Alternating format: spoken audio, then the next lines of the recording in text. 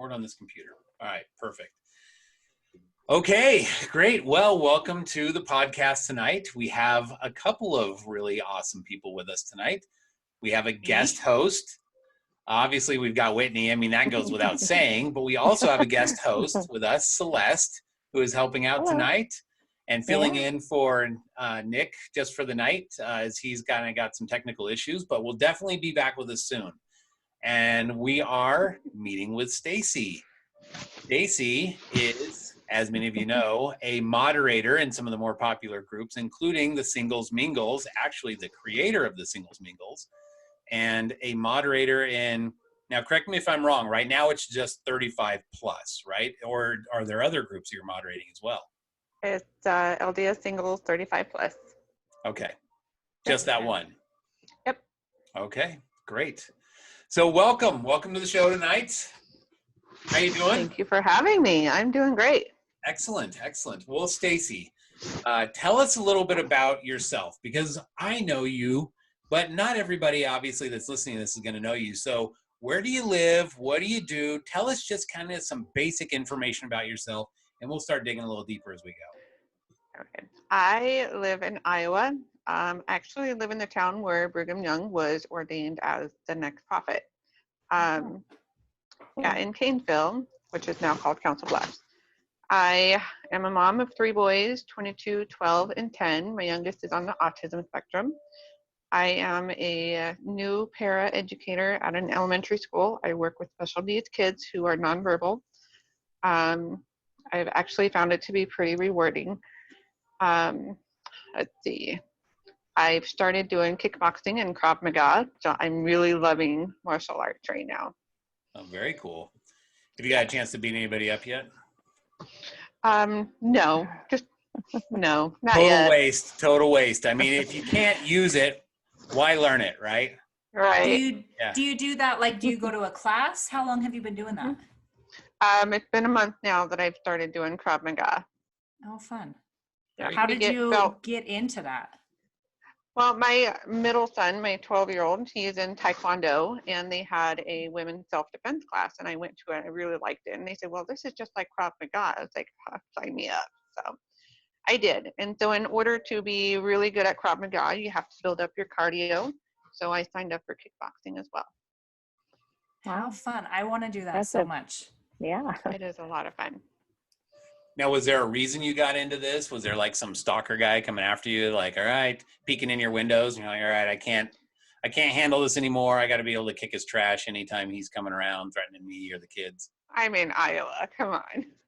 Hey, look, you get some of those cornbread eating guys out there. There could be some stalkers, you know? Yeah, I'm sure there's plenty of crazy people in Iowa. Oh, yeah. Bunch of children of the corn running around, like coming after you.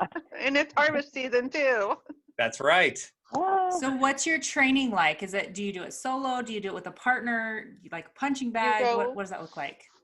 Yep, it is a punching bag, and you spar with a partner. And they have different belts, just like karate or taekwondo. So you work up to a black belt, and then when you get to,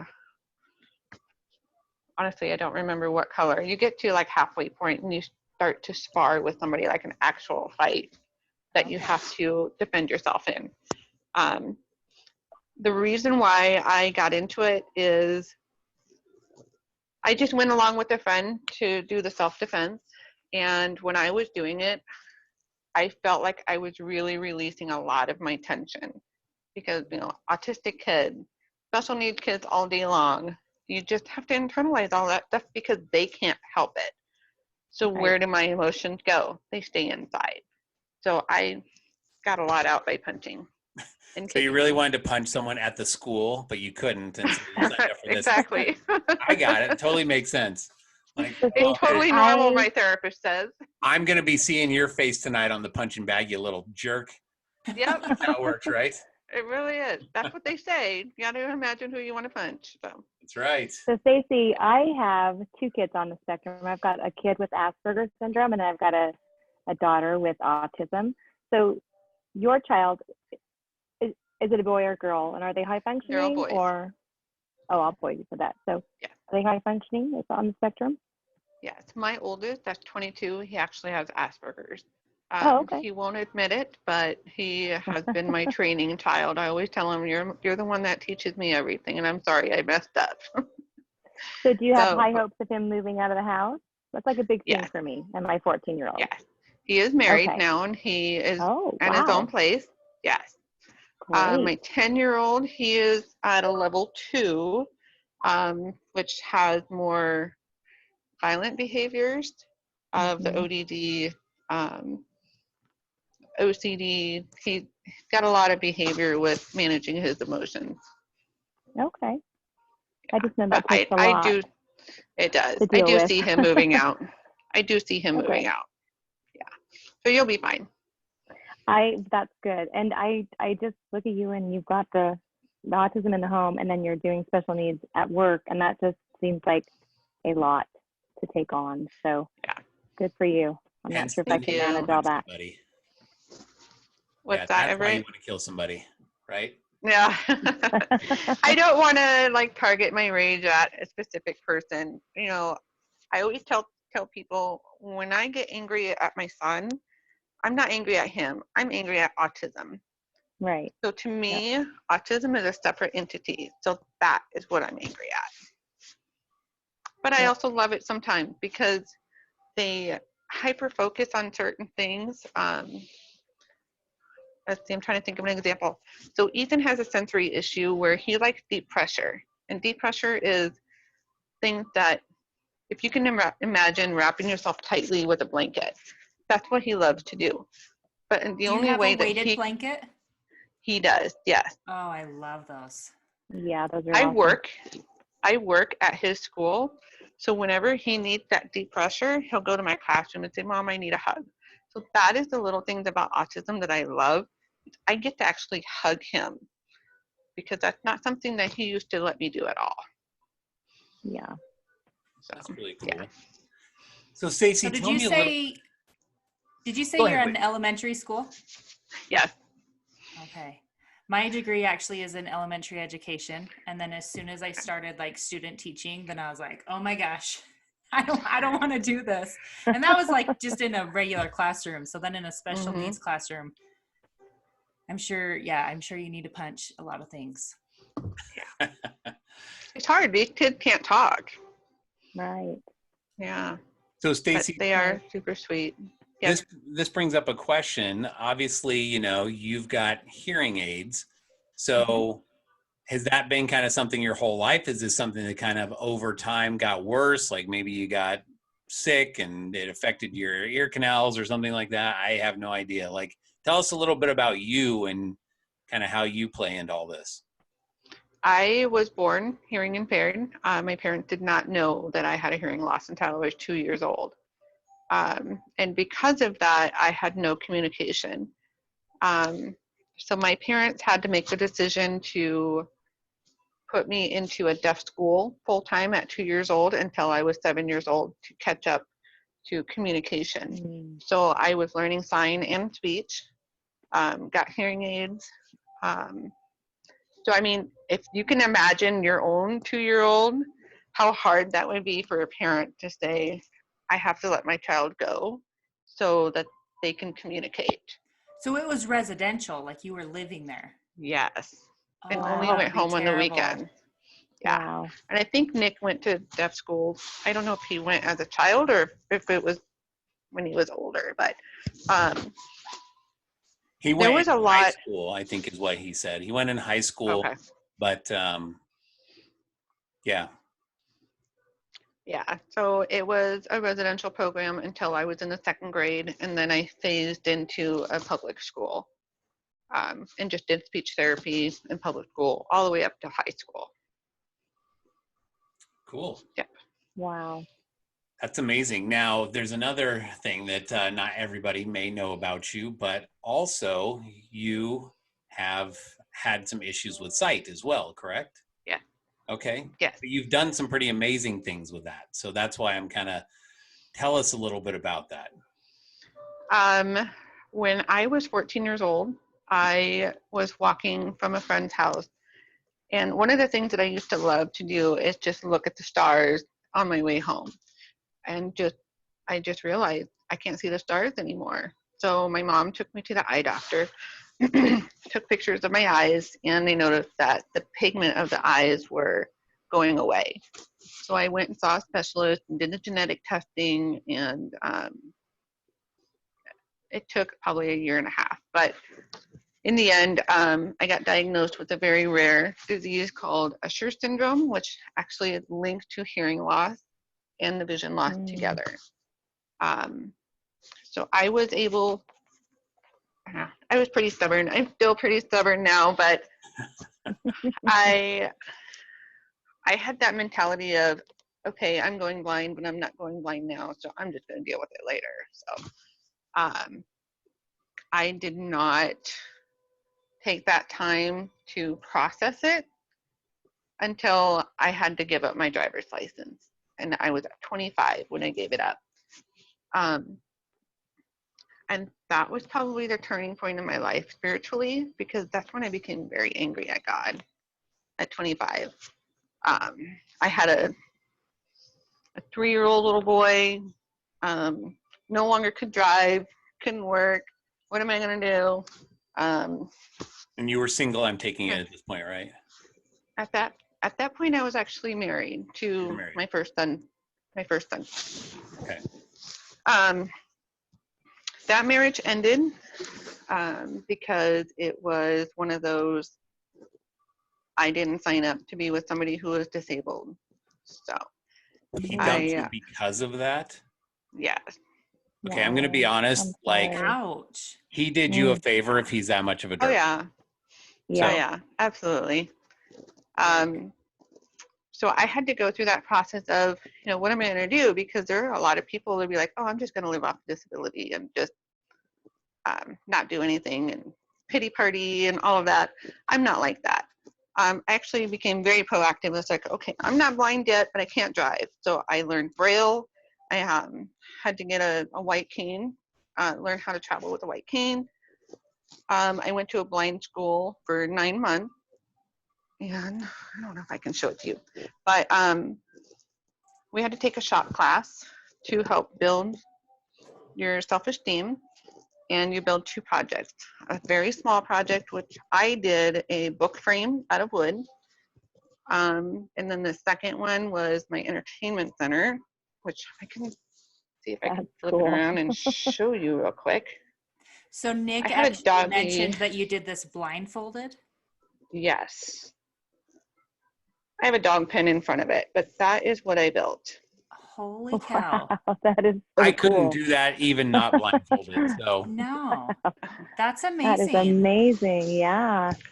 So that is how they built up the self-esteem in people who were going blind, because they start feeling like they can't do anything. And if you can build that, you can do anything, because you have saws that can chop off your hand. You have sanders and nail guns that you can shoot somebody with. okay, this is kind of making it sound like this is sort of making This it is sound terrifying. like yeah. Like, well, we're gonna give you a shot, and if you happen to cut off your hand, then guess you failed. No, Oh, sorry, it you was just really amazing. you shot a nail through Timmy's head. Sorry. Yep. Good luck next time. It was a very, I loved that experience. No matter how scared I was doing it, looking back, it was like the best thing that could have happened to me, because that's what opened me up. That got me out of my shell, because I was very, very shy. Now you're a convert, right? I am. And is this kind of where you started making that transition? Like you're angry at God because of what's been going on, and then you're like at the same time finding God. Is that, am I? Kind of.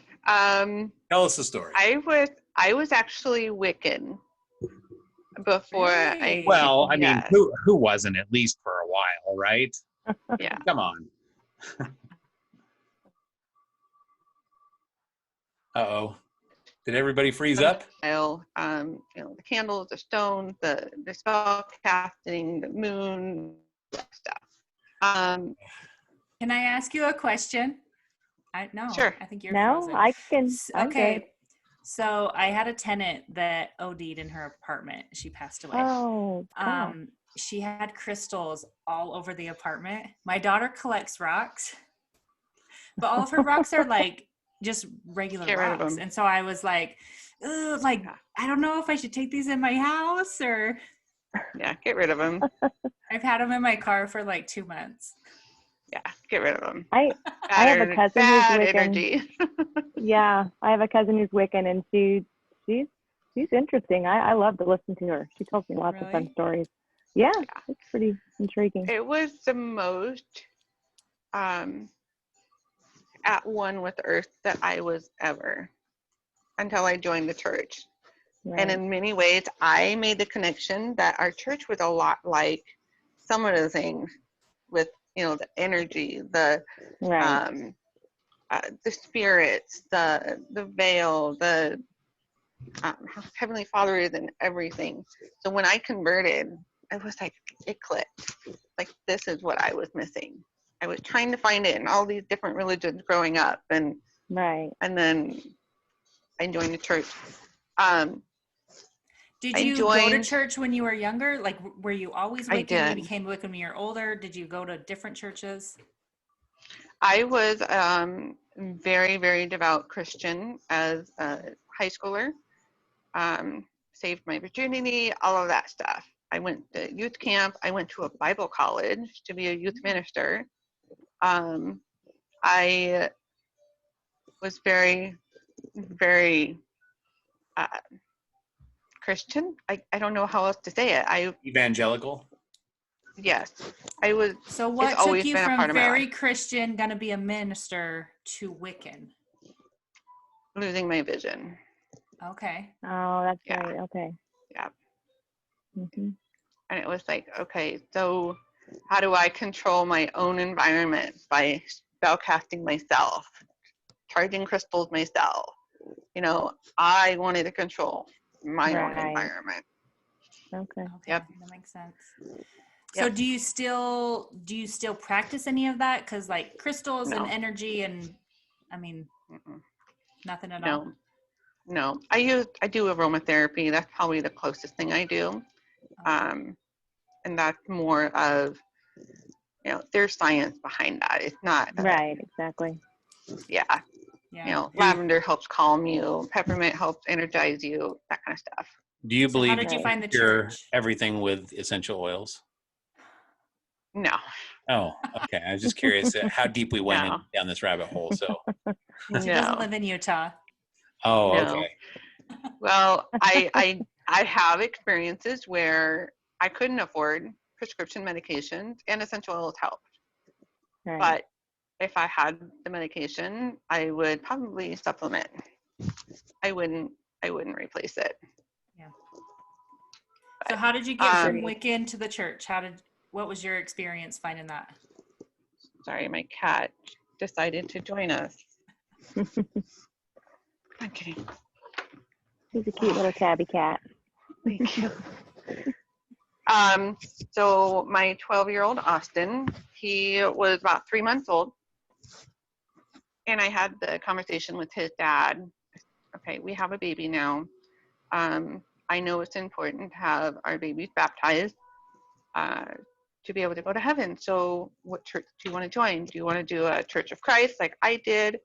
Lutheran? What religion are you? I married the guy. I had no idea what religion he was. It Wow. just wasn't that important to me. So And he said, that's well- so funny that you said that, because my grandparents actually did the same thing, and I always was Really? they're so crazy. How? Because they were at home and they'd been married for probably like 3 or 4 years at the time. The missionaries come to the door and they're like, "Oh yeah, we're missionaries of Church of Jesus Christ."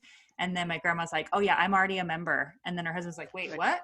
I'm What? a member too." And they're like, "What?" And then they just started going to church. I'm like, Oh "How my do you God. marry someone and not know that?"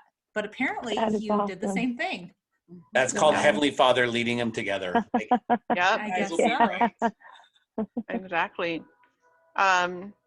And he said, well, I'm LDS. And I have no idea what LDS means. And he said, the Church of Jesus Christ of Latter-day Saints. I was like, I still don't know what that means. And he said, the Mormons. Like, oh, I know what Mormons are. And I said, I am not going to be a sister wife. I'm not going to do that. The Sister classic. wife. That's awesome. Yeah. I would, for the was- record, I'd be Hey, a sister yeah, wife. cuts down on So lots of everyone knows. chores and Yes, other amen. things. I don't understand the hate. Me neither. That's I funny. think I would rather Me have too, a Whitney. sister wife than a husband, honestly. There you go. uh, so it was actually on a Wednesday, and he said, well, just try to find a ward. And there was a ward. He had to explain to me what wards and branches were. That was just all crazy to me. I found a ward in our town. It was a Wednesday night, 9 o'clock. Ended up leaving a message. And the bishop called 10 minutes later, and he said, I actually have missionaries here right here. We're coming over. Okay. So the missionaries were at my house from 10 o'clock until 10:30 until 1 in the morning, Holy cow. just teaching me. I think they I went through wonder the if they first. got in trouble for that. I was going to They say didn't, that's after because hours. the bishop was, the bishop was with them. Okay. Yeah. I didn't know that until years and years later. My teaching missionary told me that it was against the rules. I was like, oh. Then Yeah. how did you get away with it? Well, because the bishop was with us. Funny. So I, Sorry, how old were you at this time? Still 2011, mid-20s? I was 30. Into your 30s now? I'm 42 now. So it was 2011. So 9 years ago. No, 33? 33? I'm sorry, 2007. Sorry, not 11. Wow. 2007. Yeah. So late 20s. My other 30s. Late 30s. No, early Wait, 30s. no, not 30s. Okay. Yeah. Okay. Early 30s. Early 30s. Gotcha. Yeah. Yes. And you had all of your kids at this point because you said you had your youngest, right? I had my second one. I didn't have my youngest yet. Okay. Yes. So my youngest is technically the first one that was born into the church. Ah. My middle son, he was 4 months old when I got baptized. I'm sorry, Okay. when I was getting the teaching, 4 months old. I forgot what I was going to say. So you met with the Oh, missionaries that was- until 1 a.m. Yes. And a lot of this stuff clicked with me except for the prophet. Following the prophet thing was still kind of out there for me. I didn't believe in the living prophet, but I still got baptized anyways because it was one of those things that was not a deal breaker for me, because everything else felt true to me.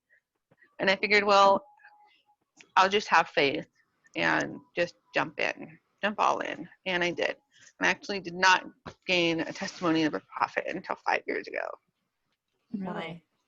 Yeah. I think that all of us have certain areas of the gospel that we're stronger in and weaker in others. Mhm. And you do have to kind of grasp onto those that you do have a Yeah. firm testimony in that can carry you through as you figure out and gain knowledge and a testimony of the other areas. Yeah, so I think that's kind of across I've the always board. thought of it as like having like your primary testimony, like the things that you believe because that's what you were taught in primary, that's what your parents told you. And then like Right. your real meat and potatoes testimony that's like, I have had this experience, like I know Mhm. this one is true. Right. Like I believe this because Right. that's what I was told, but this, like, I can't deny it. Right. So, and I think that's totally Exactly. fine. Nobody's gonna believe every single thing Mhm. completely. Yeah. I mean, tithing was another one I struggled with, because we had the mentality growing up, you're just paying money for the minister to be able to live, and the money's not going anywhere. But I really, really love that the church uses that money to build buildings, actually use the money and not Right. internalize it into one person. I know there was one point, I don't remember what it was. There was some natural disaster, like a hurricane or something. And they came out saying like the people that had helped the most. And they said that there was the Mormons were the number one helpers. And then the Church of Jesus Christ of Latter-day Saints was like number 2. And not realizing that they were the same people. But They're they're the like, yeah, same these thing. 2 were the ones that helped more than anyone else. Wow. That's That is funny. That is really Wow. funny. Doesn't surprise me though. Yeah. So Stacey, But- do you mind me asking really quick? So what was it that changed your perception of the prophet and kind of gained your testimony in a living prophet? Oops. Hang on. Are you still there? Yeah. Can you not hear me? I couldn't. It went out for a second. Oh, okay. What Did you get changed the- it for me? Okay, you got the question. Yeah. Yes. Okay. I know I was watching General Conference And it was, I think it was President Monson talking.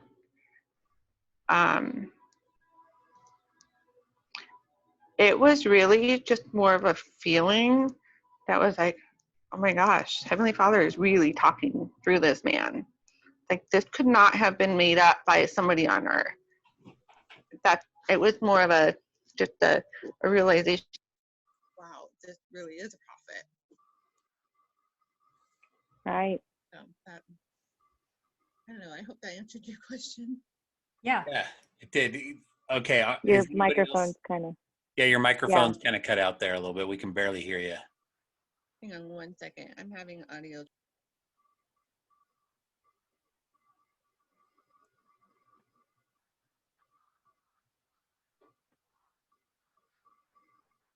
Do we lose our sound completely? Yeah. I don't know. Do you have any sound, Stacey? I was getting a phone call. Oh, Oh, that's what's going on. Okay. that Isn't happened. it like 10:30 over there? Who's calling you Yeah, that late? it's my oldest son of all people. Oh, Ah. Oh, wait. So that's great. I love those moments when you can kind of like pinpoint exactly where you were, what you were doing, like where you, like the experience you were having in that moment. That's almost like being able to specifically say, this is when the Spirit was speaking to me right now. Not like, well, Right. I kind of remember it happening at some point last year, but I don't remember what. Like, this is like solid, like I got my answer sort of thing. Yeah. That's pretty amazing. Yep. And I think that the Lord gives us those moments so that we can reflect back on Him. He makes sure that we get them strong and hard so that they're within our hearts and our minds, so that during the tough times, we can think back on Him and give us the strength from Him. So, write them in your journal. yeah, that, my dad would say, amen. write 'em in your Yes. journal. High five. I I love am so journaling. bad at journaling. It's not even funny. Oh, I am too. I That's love my it. dad's advice, not mine. I'm not. Okay. That's my advice. I'll say it's my Celeste advice. is good at journaling. I am. I She love thought to Whitney journal. was like her ally, and Whitney's like, I side. know, I was trying to I'm high five sorry. and like, yeah, never mind. I probably own like 11 different like diaries and journals throughout my Yes. life, and they all have like I maybe like them. 2 pages written in them. I had my baby books are the same way. Oh, yeah. I never even did baby books. I'm a really good mom. I like don't even do like family pictures very often. I need to like just get better. I just never, it's kind of a guy thing. Like, oh, let's plan family pictures. Like, no. I need to. I've got my kids and they're getting older, and each year I'm like, oh gosh, man, I wish I had like a picture of what they looked like last year so I could see how much bigger they are. We just Right, got that's family why- pictures taken last November. Literally 2 days ago, I hung it up on the wall. It's been Ah. almost a year. But at least you have them. I don't even Yes. have any pictures. So I post Well, a lot do on Facebook. So the next year I'm like, oh, look at that. It's true. Yes. The little memories that pop up. I use Yeah. Facebook kind of like a journal and Instagram. Do you So print I them don't know out what in I the would book? do if I lost my account. you Print lost them your out into account or you books. got blocked. I don't know what I would do if I did. Oh. Put all the pictures. Oh, Oh, true. Like, seriously, you can get them printed into books. That's what I do. My sister And then they does just that. come. Yeah, I always think I periodically. should, but I don't. You'll have to show Pretty me. convenient. I will. I'll send you the link. I am literally the world's worst photographer. So I'll be with friend. I have a friend that's like really good at photography. He's got like, an SLR camera with like a couple $1,000 lens, and he takes these amazing pictures, and he's like, oh gosh, look, we're here. And he'll kind of whip out his camera and start taking pictures, and they look all great. And so I pull out my phone and I take a picture. I'm like, why does this look like Picasso? Like, it's bad. Everything I do, like picture wise, is just bad. So You've got the lighting behind you, not in front of you. That's right. It's all about the lighting. I look And at it angle. like, looks nice to me. If I have my camera here, it should look nice to my camera too, but it never does. So I feel like my ex-husband was the same way. Like every picture he ever took of me, I was like, how did you even make it look that terrible? Oh, man. it's like you outdo yourself. Like, this one's worse than the last. All right. Yeah, I'm no good at photography. So I just gave up. Anyways, everybody's like, we don't care. Okay. All right, on to the next. I'll Just never can't ask give you to up. take my picture. That's good. Well, Yes. it's fall time, so it's a good time to get out and get some photos of you and your girls. I know. I need to do that. I need to set up like something with like a real photographer so we can kind of go somewhere and get some outfits. And my girls it's- hate that because their mom will take them and Perfect get time of pictures. year. Yep, perfect. Yeah. Fall time. Fall Best time. photos. Yep. It is the time. It is the time. So, Stacey, so you work there at the school with all of the kids. Tell us, I mean, obviously you kind of built the whole entertainment center and all these things. You've got kind of some limitations, but it doesn't seem to slow you down a whole lot. No. I always say that my hearing and my vision doesn't define me, and my action do. So I've Good. always just been on the go, doing something. I can't sit still. No, I'm just a mover. Mover and a shaker. Yep. Now, you said at That's one great. point this disease that you've got in your eyes will eventually make you go blind, but clearly you're not there yet. No. I describe it to people as if you either take binoculars or 2 paper towel tubes and hold it up to your eyes, that's about how much vision I have. I don't have any peripheral vision. Mm. Okay. So So do if somebody, like, glasses help sneaks with up to the that, side. or? It's black, but there are a lot of the black areas has flashers, so it's like strobe lights. So when I That's go annoying. outside in the brightness, it's really, really bright, and all I see is white for about 10 minutes, and then it's just a really slow reaction for my pupil to dilate or undilate. So Oh, wow. essentially, it So just do you goes drive back. now, or do you still I not do have a not. license? Okay. I do not. So like Uber and Lyft must be a lifesaver for you. Yes. Awesome. It's kind of nice to be driven around, but the thing that I miss the most is just to be able to, this is what I love to do. I love to get into my car and just drive and crank the music and just badly sing my favorite song. You Yes. can do that in the back of an Uber. Just tell them to turn up the radio. Here we That's go. right. Hey, here's an extra $5. Just crank it up for me. You're going to listen to me sing. Right. But it's still not the same. When you're by yourself, it's just Yeah. it's So what's really your song? cathartic. When you're shout singing, what's your song? What's my song? Oh my gosh. Oh Lord, what would be my song? You ever heard, okay, this is gonna really tell my age. New Kids on the Block. Oh my gosh. All The right, new hanging tough. New Kids on the Block, not the Hanging old. tough. They have a song called Remix. You have to look it up. It's about Yeah, a I don't think girl I've heard who that. changes from a wallflower to Miss Thing. Just she's been remixed into a beautiful, everybody wants her type of woman. So Awesome. that's Sing my it for shout us. song. Wow, cool. Yeah. So this is kind of something that I guess probably some people might know about you, but not everyone. So with all of these limitations, you put together a group called Singles Mingles, which some people may be a part of, some people probably aren't yet. But tell us a little bit about that. How did that come about? How did this whole thing like germinate? I think it was you and Dan, if I'm not mistaken, right? Right. Yep. So It's the origin story. right, and tell us what it is. So give us the whole rundown on this whole thing. Okay, so LDS Single Mingles was created from Dan Ames and myself. We were just chatting on Marco Polo. He was probably like the 3rd guy I've ever talked to on Marco Polo. And I had said to him, it's like, why don't people talk on video chat? Why are they all in Facebook groups just texting each other? They don't get the emotion and the inflection and all that stuff. And people are fighting back and forth because they're misunderstanding what they're saying. And they're like, well, why don't we just create a group and just send a link into those groups? So we did. And we came up with the name LDS Single Mingles. And it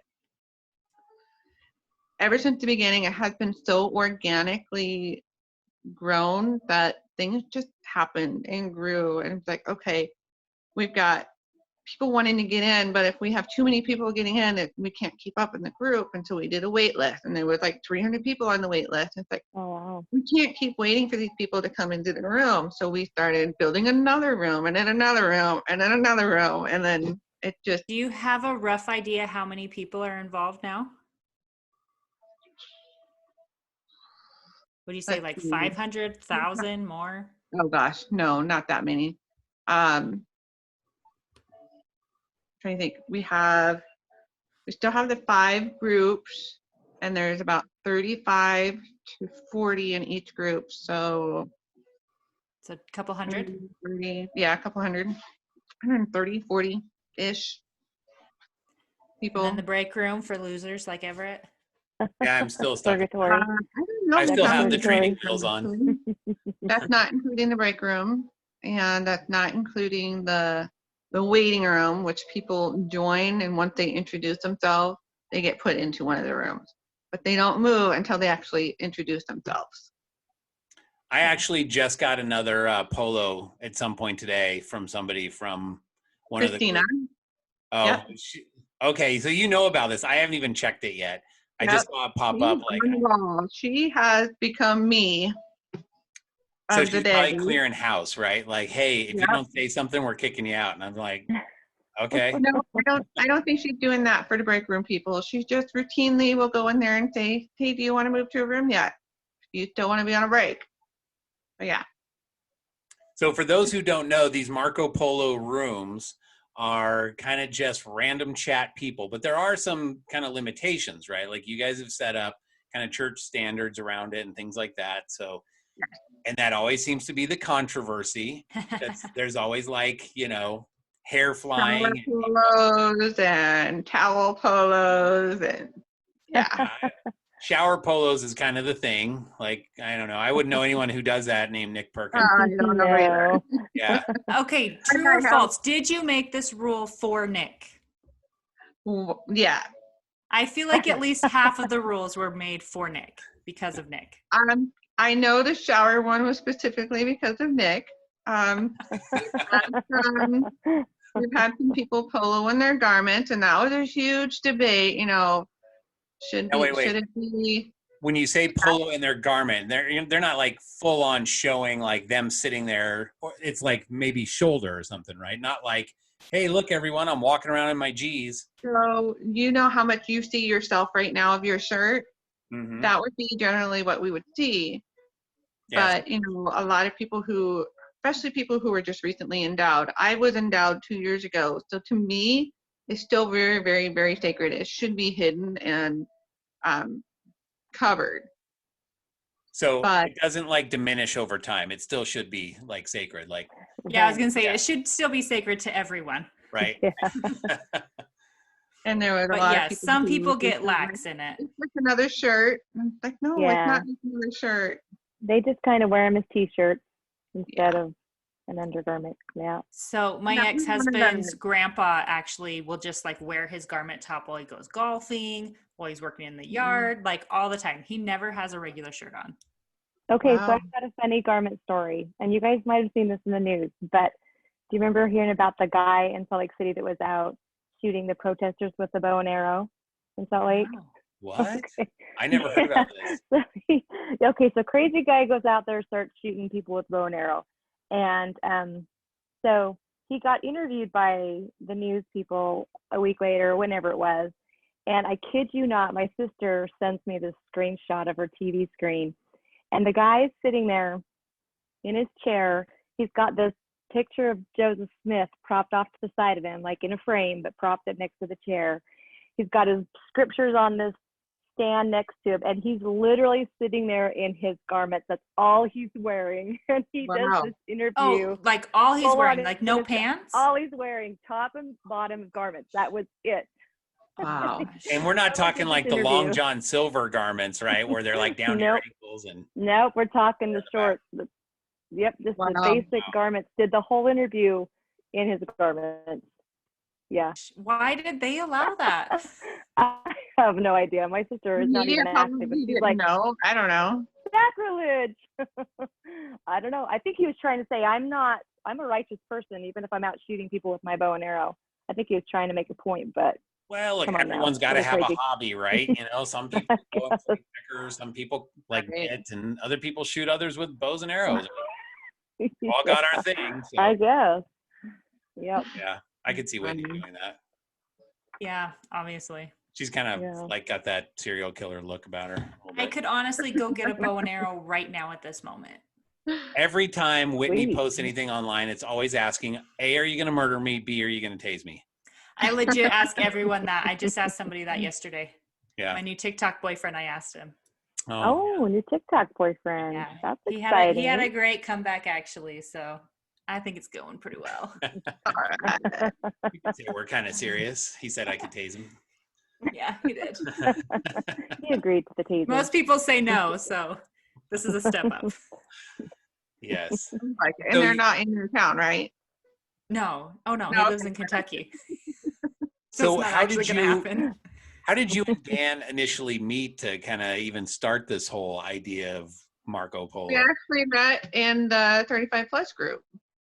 Oh, wow. Oh, so it's come full circle. fun. It has. Wow. And I didn't realize that until the other day. I pulled up an old video I did in there. I was like, wait a minute, this is the room that I met Dan in. And then I found his video that he did an intro. Because we challenged everybody to do a video introduction in the group. And then we decided to do the Marco Polo thing and then just kind of rolled from there. So yeah, it's come full circle for sure. How Wow. fun. Interesting. Yeah.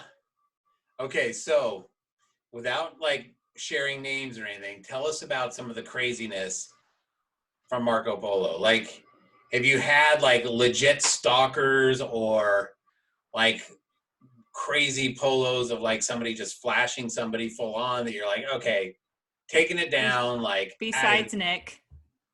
I mean, In we the just know shower. that Nick's I gonna think Whitney was there for one of them.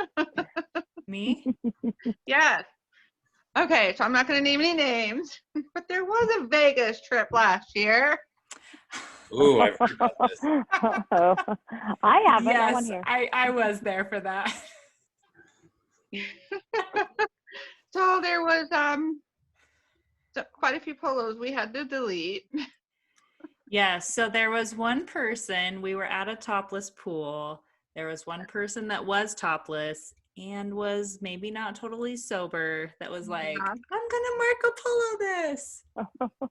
So, I think I probably have a good Oh. idea who that one person might be. yeah, you Yeah. probably know. Yeah, I have a good idea. For the record, I was not topless, just so everybody knows. Also, I was not drunk because I've never Not even tasted Whitney. alcohol. So I just want to put that out there. You've never had cough syrup. No, I don't get sick. What are you talking about? Liar. The essential oil. Totally Um, fake. So let's see what else. Whitney's chugging NyQuil in the back room. I'm pretty sure. Maybe Tylenol PM. That's right. There you go. So let me think. Oh gosh. Okay, so you had the Vegas trip, and I've been in a lot of these Marco Polo groups where the gloves kind of come off, and typically the ones that I've seen are people who get censored, who get ticked off that they get censored for oftentimes like swearing or something. Like I think one time somebody said damn or hell, and then like the polo got deleted, and then they got pissed about the polo, and then it's almost like the sides divide. Like there's those people who are like, yeah, we don't think that you should be swearing in here. And then those people who are like, you're becoming Nazis and you're like, totally Let me live my life. right. And then they get on there and start totally like, this is BS. And they're like swearing up a storm, you know, like they have to prove a point. Like, okay. So That's probably the biggest thing that we have in any group I've seen, even ones that I don't moderate. So as far as LDS single mingles go, the code of conduct, which is basically, it's supposed to be a guideline of, you know, no bullying, no bashing, no talking about former spouses in the group, putting down people. Yeah, good luck on the no talking about former spouses, by the way. That's like everyone's favorite topic. Yeah. I know. There's a couple of people who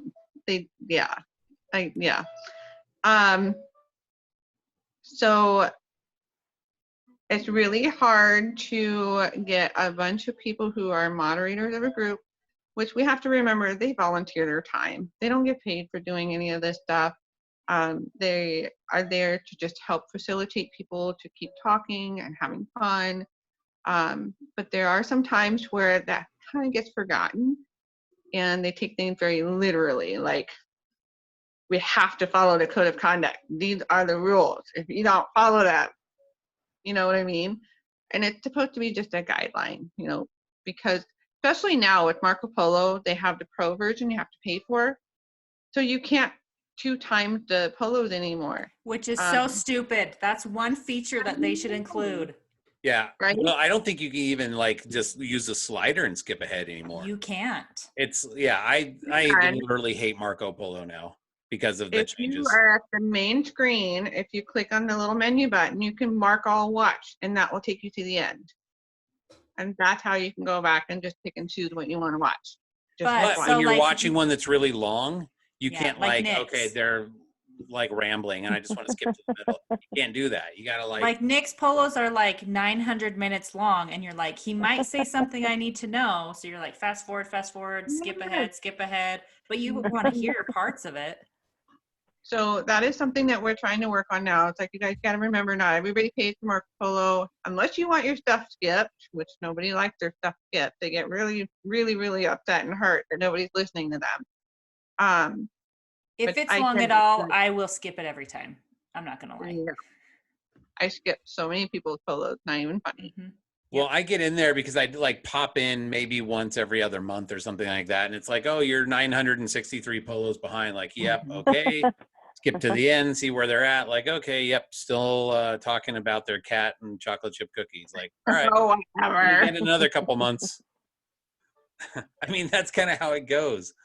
Oh yeah, there's definitely a cycle of topics that people go through. Absolutely. It's not always great conversation, but there are some great conversations. There are, definitely there are. But there are also like, typically what I've noticed in each group, there's usually like a handful of people who are going to kind of dominate the conversation.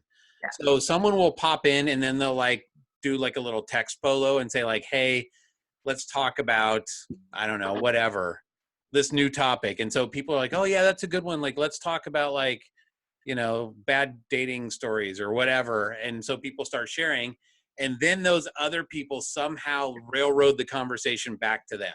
It happens almost every time. So Yeah. I feel like there's a lot of people, and not just like in here, but just in general, that like they don't really talk to have a conversation. They don't listen. They just sort of like, I mean, I'm just going to jump in and say my thing, and I'm not going to listen to what everybody else is saying. Yeah, and which is why we have the 3 polo limit. Please don't polo more than 3 times in a row, and more than 2 minutes in a polo. But it's not something that we should get bent out of shape about. You're going to get deleted and removed if you don't follow this stuff. And I think that's just the biggest thing that we have to remember as moderators and admins of those groups. It's just lighten up. It's just people getting together. It is just people having fun. It's just a video chat room. Let's just have fun. I gotta tell you, there was a time when like after my divorce, I was just kind of like, I don't know, sort of a hermit. And in your hoe face? What's that? In your hoe face? In my hoe face? Yeah. What? In your hoe phase after divorce? In my hoe phase? Oh, no. No, I didn't hoe around. Sorry. I got you now. I thought you said it in my hoe face. I'm like, what are you talking about? Like, okay. But I had a friend, Aaron, who got me into the Marco Polo groups. And for a while, they were kind of a lot of fun. Even though I didn't like talk a lot, I felt like suddenly like there was all these other people that were like in my same category, right? And so that was kind of nice. Although after a while, it was kind of like, okay, there's all these people in the group. There's maybe 30 people in the group, and 4 of them talk all the time. And I get it, because sometimes someone will venture out and like jump into the conversation, and they quickly get like bowled over by everybody else. So that's where it's got to kind of, for me, it kind of lost its luster. Like, all right, well, yeah, even on the other side of that, the perspective, this is what I do. I like to look at all perspectives. Those people who are talking a lot sometimes give other people the courage, like, okay, I need to speak up if I want to be heard. And to me, the Marco Polo groups teach people how to step out of their boundaries, be themselves, not be so shy. I mean, I don't know if you guys know, I'm going to call him out, Curtis Allen. I know Nick knows Curtis Allen. He used to polo with like this all the time, forehead. And he was so awkward. Like, is he Curtis, special needs or something, or is he just, no, he's an amazing, amazing man. He just was socially awkward a little bit in Marco Polo. And by the time we had the cruise, everybody just loved him. We just all got to know each other. And I think that's what a lot of people need to learn is you get out what you put in. So Everett, if you weren't participating much, you're not going to get much. It's your own fault, Everett. Well, here's the thing, like typically, and I don't want to like say any names, but I think we've all probably been there, that there might be like, you know, those 4 or 5 people that are dominating, and you're like, I'd really like to talk to some of the other people that are there. But you would try and like kind of reach out and kind of start conversation, and maybe they jump in, but then they still get like overrun by those people who have dominated the group. And after a while, I'm like, I have nothing to add here anymore. So especially when it was silly conversations. It happened. Okay, so I've never been in one of those Marco Polo chat groups. So I'm trying to catch, just from what y'all are saying, like the concept of it. The vision. So it's just everybody in a room, theoretically, or, you know, whatever the word is. And they can just hop in and make a polo at any time, and they just kind of follow a conversation. Yep, that's it. Much. So I think Nick was the one that explained it the best, and we still use it. It's just like meeting with your friend at a lunchroom table, or having lunch with your friend and you're running late and you show up and you're like, you don't ask your friends, well, what did you talk about for the last hour? You just kind of listen for a little while and just jump into the conversation. And that is the biggest thing that a lot of people think they have to do. They think they have to listen to all of the polos. Whenever they see that stupid red number, it drives them nuts. But at the same time, it's something that they have to learn how to, they need to learn to let these kind of things go with their anxiety. You have to know everything. It's like, no, you don't. You really, really don't.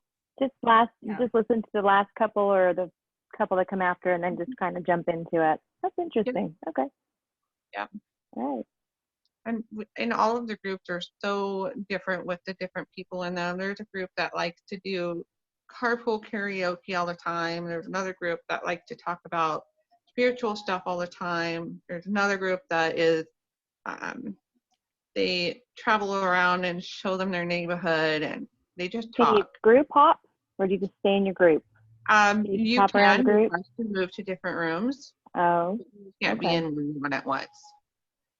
Okay, so you can't just maneuver around and listen to the different rooms. You're in a certain room, and then if you want to go to a different one, you can ask for permission. Yeah, and somebody will move you over there. Yeah. Okay, cool. So you've been running this for a while now. Now, Dan, I think, got married, didn't he? Yes, he did. So he's out. Yep. He's no longer out. Yeah. He is still hanging back in the background. Every once in a while, he'll do a Marco Polo in the waiting room. Be like, hey, everybody, you need to introduce yourself and get into one of these rooms and date and graduate. Date and graduate. Yeah. You know, like you did the last times. And then you're right in. Yeah. Well, that's interesting. I think right now I'm in a waiting room, and I'm just curious. I'm going to check here real quick and see how many polos I'm behind in that waiting room. Because Just delete the number. Forget it. Don't worry about the number. This is where you just listen to the first, next couple or the couple Yeah. pass Yes. and just catch Mark up and always just watched. jump in. Go back a few. break No room, need to- 153 behind. So Hey, why don't you do a live polo in there and I'll wave at him. There you go. do a live There you polo. go. Uh, Yeah. All right, maybe I'll do that after this or something. Or you want to do it like right now? Yeah. if you Yeah, want do to it right wait. now. Yeah. Okay, It's like, hold bring on it a second. on. Let me do that. Is it I'll the break flip- room or the waiting room? Right now. Okay, Right now while it's live. hang on.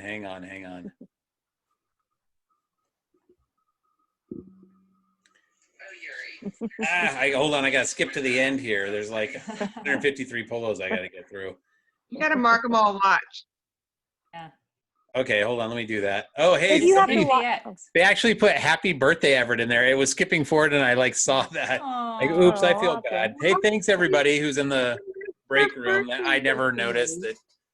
I didn't even know anybody knew that I was in there. So do you have to listen to them all to get to the end? You don't, right? So you don't have to skip through them all? No, you Oh, can okay. skip to the end. It does tell people when it's your birthday though, Everett, so that's how they knew. They don't Oh, actually okay. care about you. It just Okay. popped up and told them to tell you. Hang on a second. Okay, I here we hope are. you guys So can see me. for everybody in the Marco Polo group, let me see, I'm going to switch my camera around. We are doing a podcast with the Marco Polo fearless leader, Stacey. Hang on just a second. Okay, so it's showing Celeste right now. Wave, Celeste. Hi. Hello. Celeste is going to be Hi, in the everybody. group soon. Up there, Stacey. Say hi to everybody. Hi, we're in the break room. I guess we're kind of the ones that Stacey's trying to convince me to like break out of the break room, but right now we're just worrying about podcasting. So anyways, live podcast live Marco Polo from the podcast. There you All go. right. Ta-da, now I've introduced, I Awesome. don't know if that's really introducing myself, but yeah. You didn't say thank you everyone for telling me happy birthday. Oh yeah. Oh, Hold on. What a dang. jerk. Hang Oh, on. dang. Hang on. Let me go back in here and You say, need to have some a lesson on polo etiquette. yes, Serious. and I just got reprimanded. Thank you, everyone, for the birthday wishes. some This last manners. weekend. It was awesome. And it's totally like I'm trying to hold the microphone because Nick said he couldn't hear very well because it was too far away. So I'm holding it a little closer so the sound is better and then holding my phone at the same time. So it might look a little shaky, but we're good. We're good. So, okay. So, I've seen kind of the verbal fisticuffs in there. But like, have you had any like crazy, like weird stalker guys or anything like that? No, but there have been some crazy women. Of Really? course. Crazy women.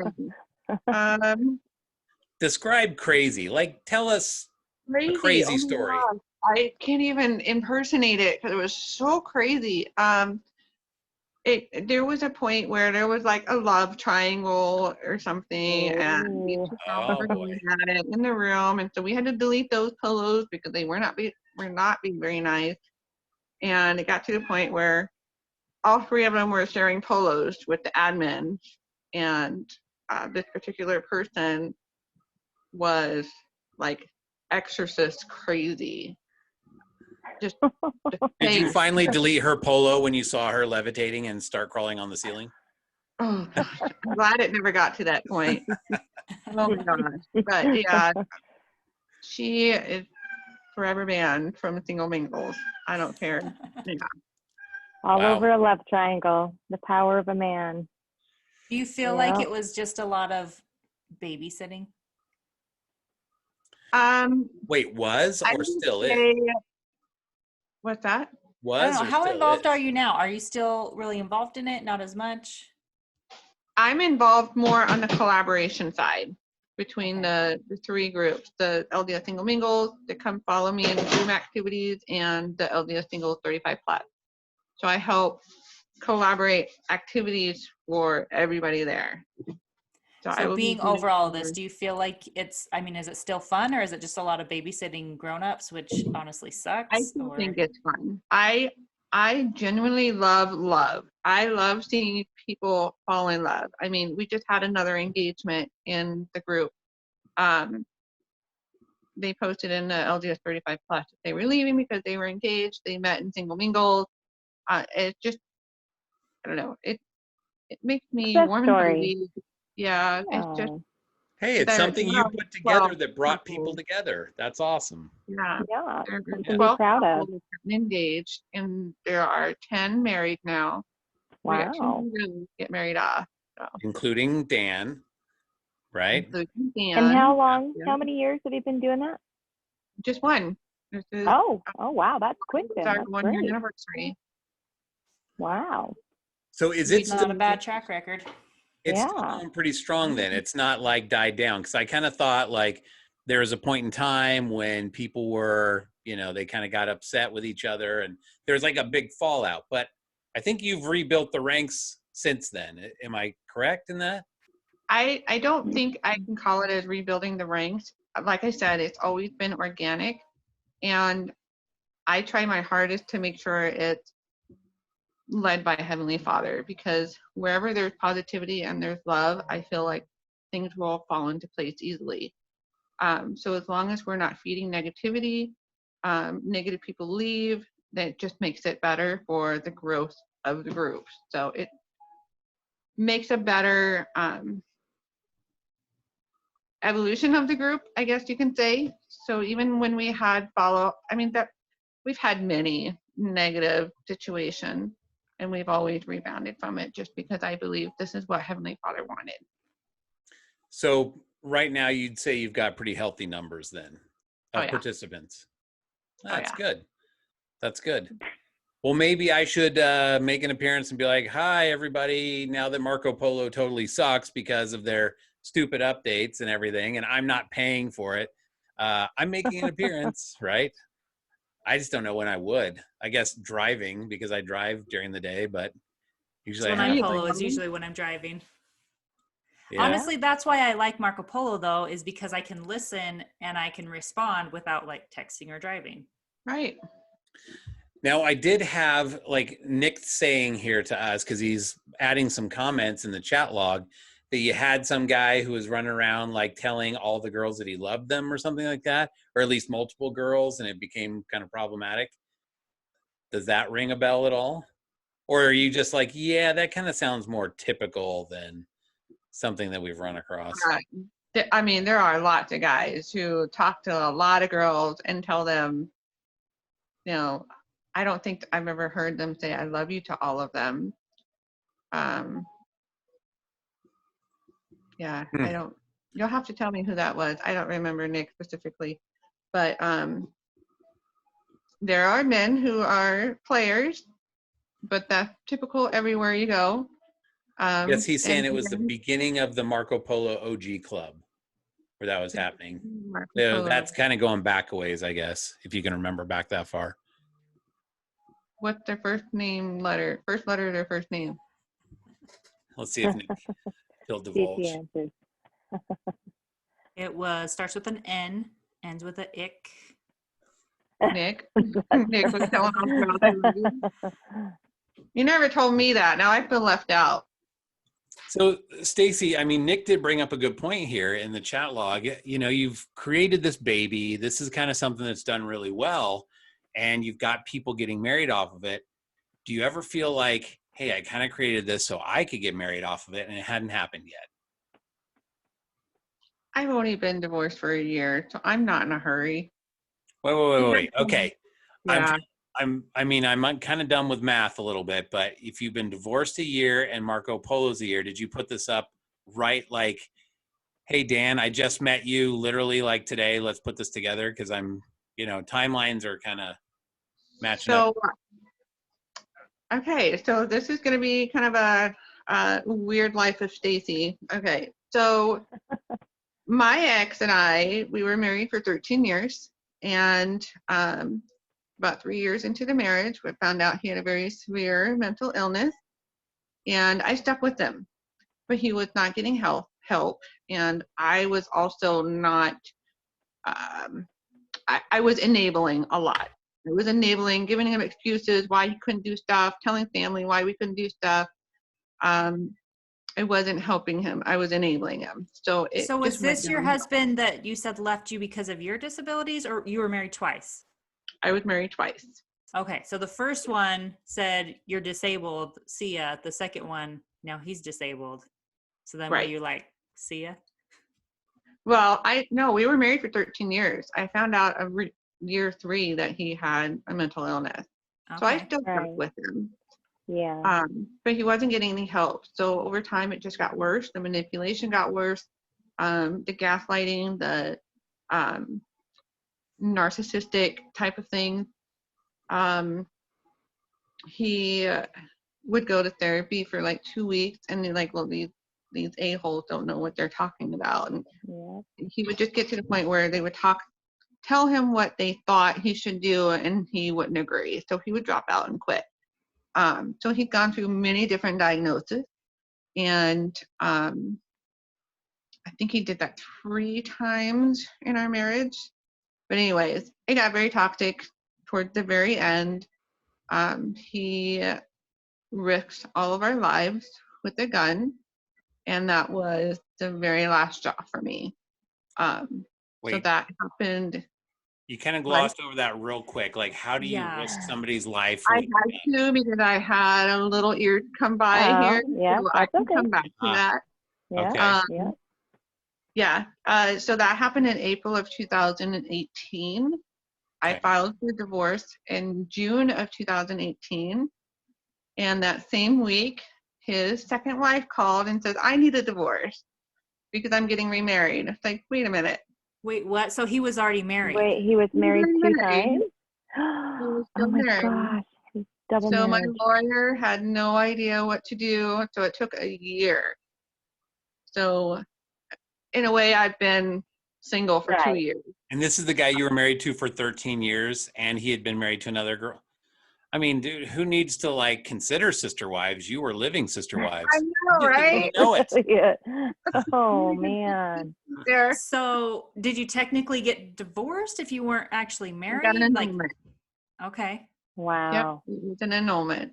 So when I got that annulment in June of 2019, July of 2019 is when we started Single Mingles. So like a Wow. month. So did you kind of use it for, was it therapeutic for you? Did you kind of use it as therapy to get out absolutely. there? Absolutely, because you know, when everybody goes through a divorce, they go through this self-finding process of who am I and who am I going to be? Am I going to be this shy person that hides because they were damaged goods, or are they going to refine themselves and be better? I was the latter. I wanted to be better. I wanted to overcome all of my fears that I had, over fears that I was conditioned to be in my marriage, because we were not allowed to leave. We were stuck in a house. I couldn't drive, so where were we gonna go? So I had a lot of fears of leaving the home, fears of letting my kid do anything. Just, oh my gosh, I couldn't even tell you. I had to force myself out of that. There was no way I would ever do this 2 years ago, ever. Well, I was going to say, it seems like you've come a long ways in the last year then. Yeah, Yeah, definitely. absolutely. Wow. Have you done like traditional therapy or just, you know, your own self-therapy, working through single mingles, stuff like that?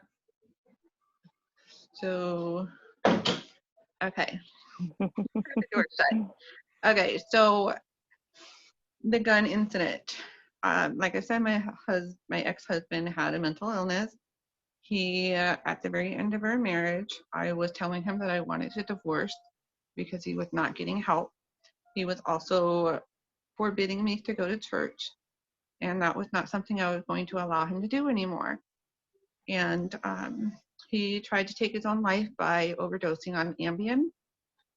He took 18 Ambiens, and it made him hallucinate rather than take his own life. And because he was hallucinating, he thought that me and my youngest autistic one he thought we were the people breaking into the house. So he pulled a gun on us. Oh, So I had to wrestle that out of him and tackle him down and protect my kids. So Wait, Wow, you he, tackled him? terrifying.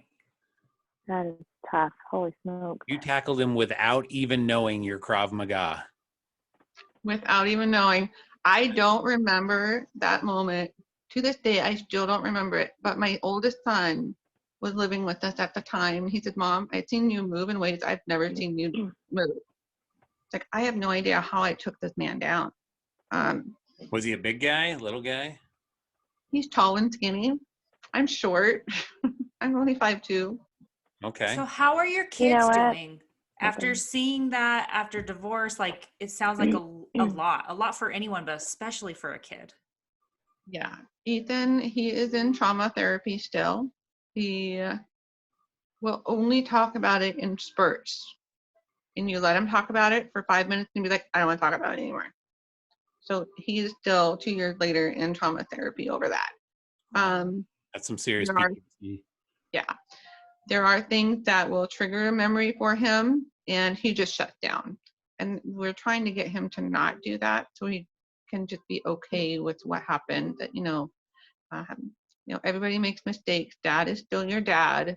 It's just sometimes like this is the analogy his therapist used is Bruce Banner becomes the Hulk when he gets angry, but yet Bruce Banner is still a good guy. So we're still trying to make that analogy with his dad. So That makes sense. Gotcha. Do they have a relationship with him now, or what does that look like? I got full custody of my kids because Good. of that incident. Right. He was able to see them every other weekend until he attempted his life again. So I had to do supervised visitation with him. But last January, I asked him, you haven't had the kids for Christmas. Do you want them for Christmas? And he said, well, I moved to Maine, so I can't take them. So he has not seen the kids since last October. I think I remember you posting something about that, like when that all went down. Yeah. So, question then, in this whole thing, obviously he was going to counseling before, and then he would just basically blow him off and say, not interested, these guys are a bunch of wackos. But when you attempt to take your own life, they usually will take you and force some medication on him, or like the situation at least. Did he just stop taking it, or I mean, what's going on with that? At the time of that incident, I mean, he had a relapse clearly, so he was not taking any medication up until that point of that Ambien night is what I call it. However, he was state ordered to be hospitalized at a mental health institution for 2 weeks. So Okay. they diagnosed him with bipolar 1, and they also ordered him with 9 months of therapy and medication if they deemed he needed it. So he would have to take a blood test to make sure he was actually taking the medication. But as soon as he got released after 9 months, he was off the meds. He was off the meds. And he So it stopped sounds therapy. like maybe if kids aren't seeing dad very much, that's probably not the worst thing. Yeah, it's a great thing. Yeah. But So, kids ahead. need their dad. Yeah. So, Stacey, I So just they want to hop were in here told- real quick and Yeah. just say something about you, because I'm listening to your story. I don't know you very well, obviously, just a little bit on Facebook here and there. But listening to your, hearing and your vision struggles, and then, this marriage where you had to take out your husband with a gun, and I just think you must have this inner drive that's just amazing. Like, you're just, like you said, you're not going to sit and be a victim. You're going to push through it and move forward.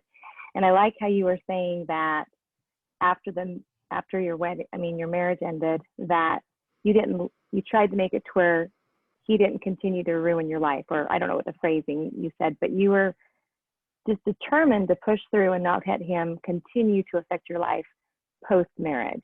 And I just think that's fabulous. I think you are an amazing person, and You're you've got like an a amazing superhero. strength. Yeah, Well, you are a superhero, Stacey. Yes.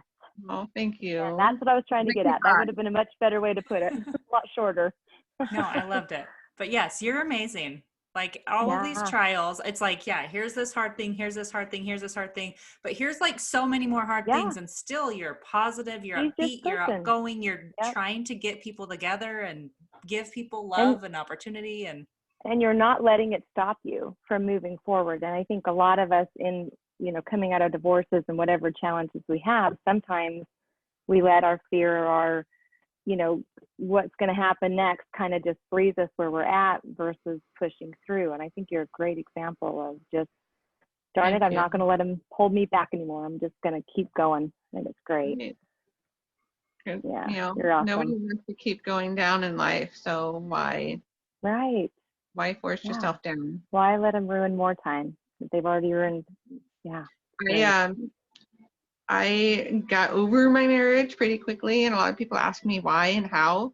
And I always tell them I was married with him for so long that I got to the point where I had one shred of hope that Heavenly Father would save our marriage. So when that night happened, it snipped that thread.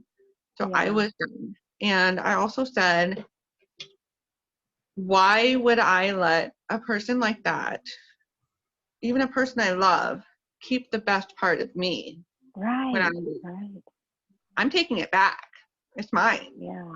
So Amen, I always sister. tell people, don't let anybody have that much control over your life that you can't be you again, because you are you. It's in you. Just take it back. That's awesome. And sometimes it's just that mental imagery, like I'm taking it back. Well, So you've got created an amazing way about you. You created the Singles Mingles group. Obviously, like, you've done a fantastic job kind of putting this together, but what do you want out of it? I mean, are you looking to get married again quickly, or are you looking to kind of just take a breather, enjoy like getting everybody else married off? Like, what are you seeking? Where are you at in your journey? I am learning a lot as a single. I'm not proud to say this, but it's my life. I fall in love hard, and I fall in love fast. And the relationships that I've had were all serious relationships, but they happen fast. And I don't want it to be that way this time. I'm just going to let things happen naturally and flow and Organically. Your word, right? Yeah. That's good. Now, I know not too long ago, I thought you were completely out of the Marco Polo Singles Mingles thing because you got into a relationship and you're like, deuces, guys, I found my man. I'm out of here. Now, he wasn't a member, was he?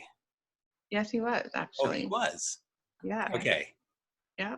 And he only lived a mile away from me. So it was like, this was perfect. Interesting. He kind of looked a little bit like Vanilla Rice, not quite Vanilla Ice, just his own breed of, yeah. I look back at it now, it's like, oh, why did I see him attractive? I think we all do that with people, though. That relationship ended because, he was just out of jail, right? It was because of Ethan. Yeah, as much as I would hate to say that my kids would be a cause of anything, and it really wasn't my kids, Ethan had a meltdown, and he was worried that one day Ethan would hurt one of his kids. So is that your oldest with Asperger's or your youngest with autism? Yeah. Wow. I'm sorry. Well, that sucks. So I'm not in a hurry, because maybe that'll give Ethan more time to mature. Once he hits puberty, after that, they'll kind of mellow out, just like most autistic kids do after hormones. So. Well, that's a concern for me. Like I'm worried because I've got two in the home that are, one's kind of belligerent and outspoken and blunt, and the other one has emotional breakdowns all the time, and it is a concern. Like I'm sure you're in the same boat. You need to find someone who's willing to take that on, even if it's not pretty, and be able to kind of come in and just adjust to the environment without getting, upset or offended or, Right. heading out. So Take somebody very patient. patience, absolutely. Yeah. So you've got singles mingles going on. Now you're also a moderator in the 35 plus group. So how is that going? That one got thrown into my lap, but it took some fixing because the previous admin kind of used it as his own platform for whatever he was thinking and feeling. I mean, he desperately needed support, and that was the only place that he felt like he could do it. But I believe we've turned it around quite a bit. We're offering a lot to singles to not just be a support group, but we're trying to help people learn how to heal after a divorce or after a breakup. How to be ready for a new relationship so that they don't come back again. Stop being recycled. There you like that. I've noticed that you do have a lot of you'll have a special guest speaker on and people can ask questions and things like that. I think they do Facebook Live or something. And one of the themes that I've noticed that gets asked quite a bit, which I just find fascinating. I mean, Celeste and I have had this conversation a million times that people don't know how to talk to people from the opposite sex. And, the weird thing to me is a lot of these guys and a lot of these girls have kids and are divorced. I'm like, well, what happened the first time? Did it just you forgot how to talk to the opposite sex, or I don't know. How did you get married? How did you procreate? Somehow, some way, at some point in time, you knew this or you had this skill, but it's lost. So what I believe happened is it didn't work the first time. So what did I do wrong? I'm too afraid to mess up again. It's pretty much what it is. They have a fear of it happening again because they don't want to repeat what they did before. That didn't work, but they don't know anything else. Okay, I have a theory around that though. So I think in large part, a lot of times people we all have that honeymoon phase, right? Where you're like, okay, I'm going to put my best foot forward and I want people to see only the good side of me. Well, that's okay. But let's face it, we've all got a skeleton in the closet or whatever. We're divorced. We've gone through stuff in life, right? None of us are perfect, right? None of us are living in the city of Enoch and translated or anything like that. We're not part of Zion. So speak for yourself. Okay, well, Whitney is, but the rest of us are a bunch Whitney's of slackers. perfect. Yeah. That's why we have Whitney on the show, so she can keep us in line. She's here to give us guidance Yeah. and be the example. Yeah, we kind of have to go through and Photoshop out the halo. Okay, let's tone it down. We don't want people to feel bad. Right. Photoshop off the wings from the angel. Yeah. I think that people try too hard to be something that they're not in those groups. And they try, and I get it. It's in the name of trying to put your best foot forward. But honestly, I would much rather have somebody for me, come through, kick the tires, find out okay, I like this guy. He snores at night. He picks his nose when he's driving, whatever my case may be, but they see me for me.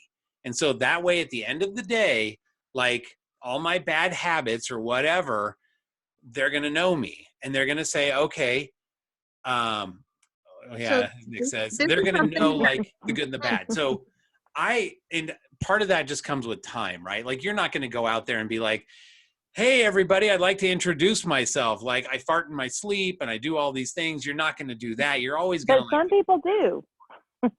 Some people do that. Yeah, they go out there and they just unload all their baggage. Hey, I share all my crazy from the beginning. Yeah.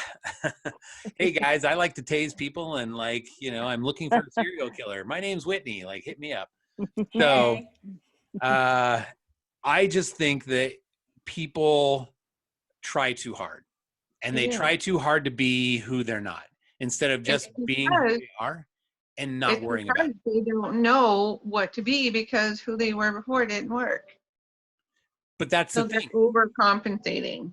Why do you have to change who you were before? If it didn't work, like maybe you have something to fix, but you're still you. It's not like you changed your skin. That's my point. Just be Right. you. Yeah. Yeah. But they can't do that. And then No. there's like all these conversations about, I don't know how to talk to the opposite sex. Yep. So it's, I know.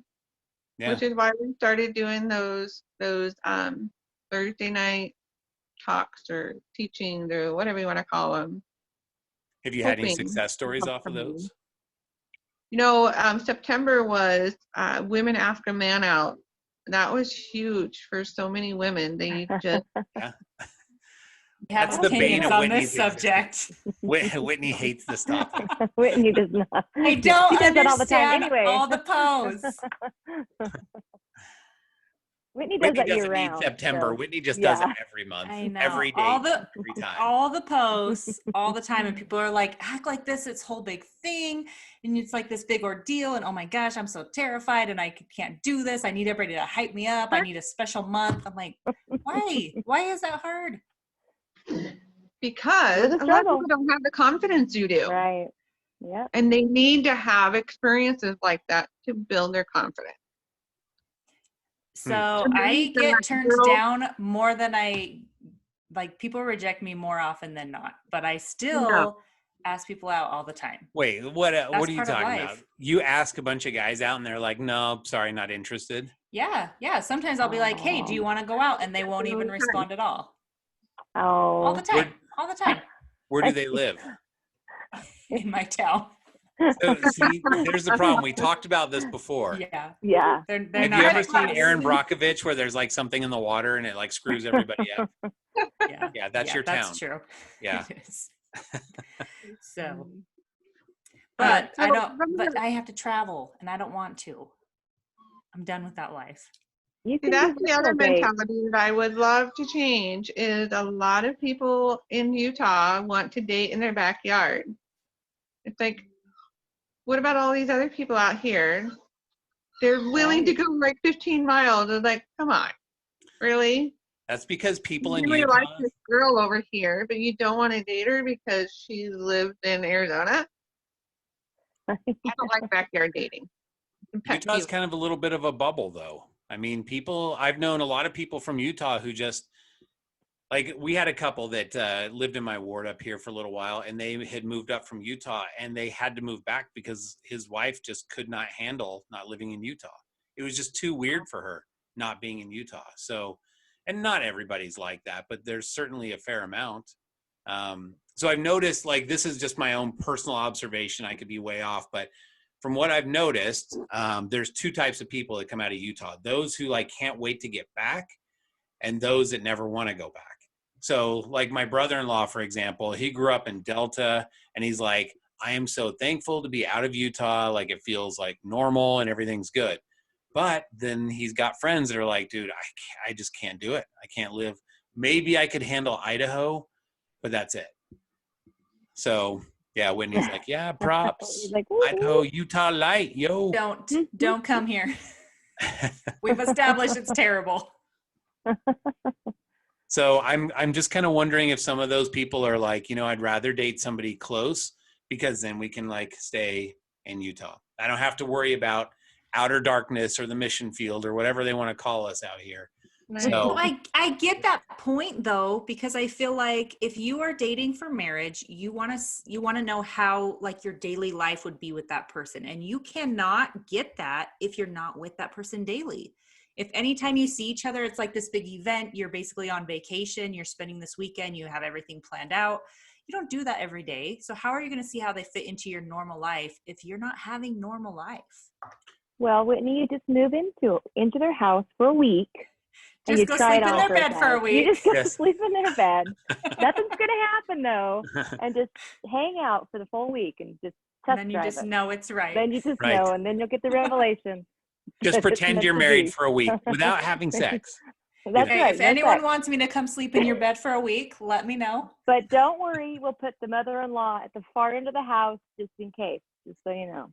Or the Okay. mother. It wouldn't be in law at that point, but yeah. So is that like a school dance? You gotta have the Bible between you when you sleep. The quad. Right. Yeah. Look, we've suddenly got all these new scriptures. It's like this far. Yeah. I don't No, know. Though. I mean, I understand that. I'm at the point right now. Okay, honestly, I'm at the point right now where I'm not really dating. But if I were to date, I would want to look local just because I feel like, like I want to go to lunch in the middle of the week, or when my kids are gone on Wednesday night, come over and watch a movie, which isn't something you can do when he lives 4 hours away. yeah. No, I get that. I mean, I get wanting to like date somebody closer. So obviously you can interact like every day. But at the same time, I feel like people in Utah are a little bit less likely to do that. Like they're more closed off to a long distance or meeting somebody outside. Whereas, True. you might want to prefer somebody closer to you, but you're open to the idea. So One thing I think is funny is people all the time, they're like, oh, you're only 3 hours from Salt Lake. Like they act like it's no big deal to just like run over there every weekend. Like, why are you not always going to Salt Lake? But yet anyone I've talked to in Utah, they're always like, oh yeah, if you're ever here, I'd love to take you out. Like nobody offers like, oh yeah, I'll drive up to see you. I always get the move to Utah and we can go on a date. I'm like, I don't freaking think so. Yeah. yeah, I'll move there and then we'll go on a date and love- realize it's not good. I love virtual dating because you can actually get to know somebody really, really well without wasting a dime. Yep.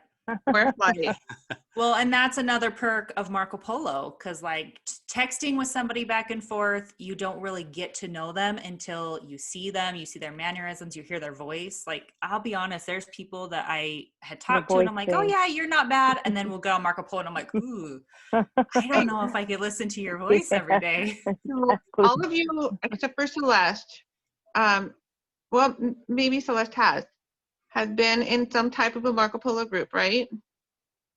Not just I a haven't been. single mingled, but any type of group. Yes. Okay. Celeste, have you done Marco Polo at all? Like, are you familiar with it at all? Done a few. With Okay. just a couple people. So no, Okay. not very many. Okay. He hasn't got a Nick this probably shower won't pillow apply yet. to you then. So have you guys had conversations with people on Marco Polo in any group, and then you went out in real life and met them? They're really not that different. It's like, Right. I know I when can see I that. met everybody off of Marco Polo, it was like meeting up with friends, even though it was the first time I'd met them. Like the cruise, I thought I would be so awkward and uncomfortable, and it's like, I already know these people. Personality wise, but like physical, there still is some people that I'll see them in person. I'm like, whoa, I didn't expect you to be that tall or that short or like that heavy or that skinny or Right. whatever. Like that still I feel like is hard to see sometimes. But Yeah. personality, yeah, you can really get to know someone much better. Yes. Yeah, Nick's saying Michael is fat. Yeah, I know. That one shocked the heck So out of me rude. too. Is that like Michael PA? Is that who you're talking about? And Edna is super short.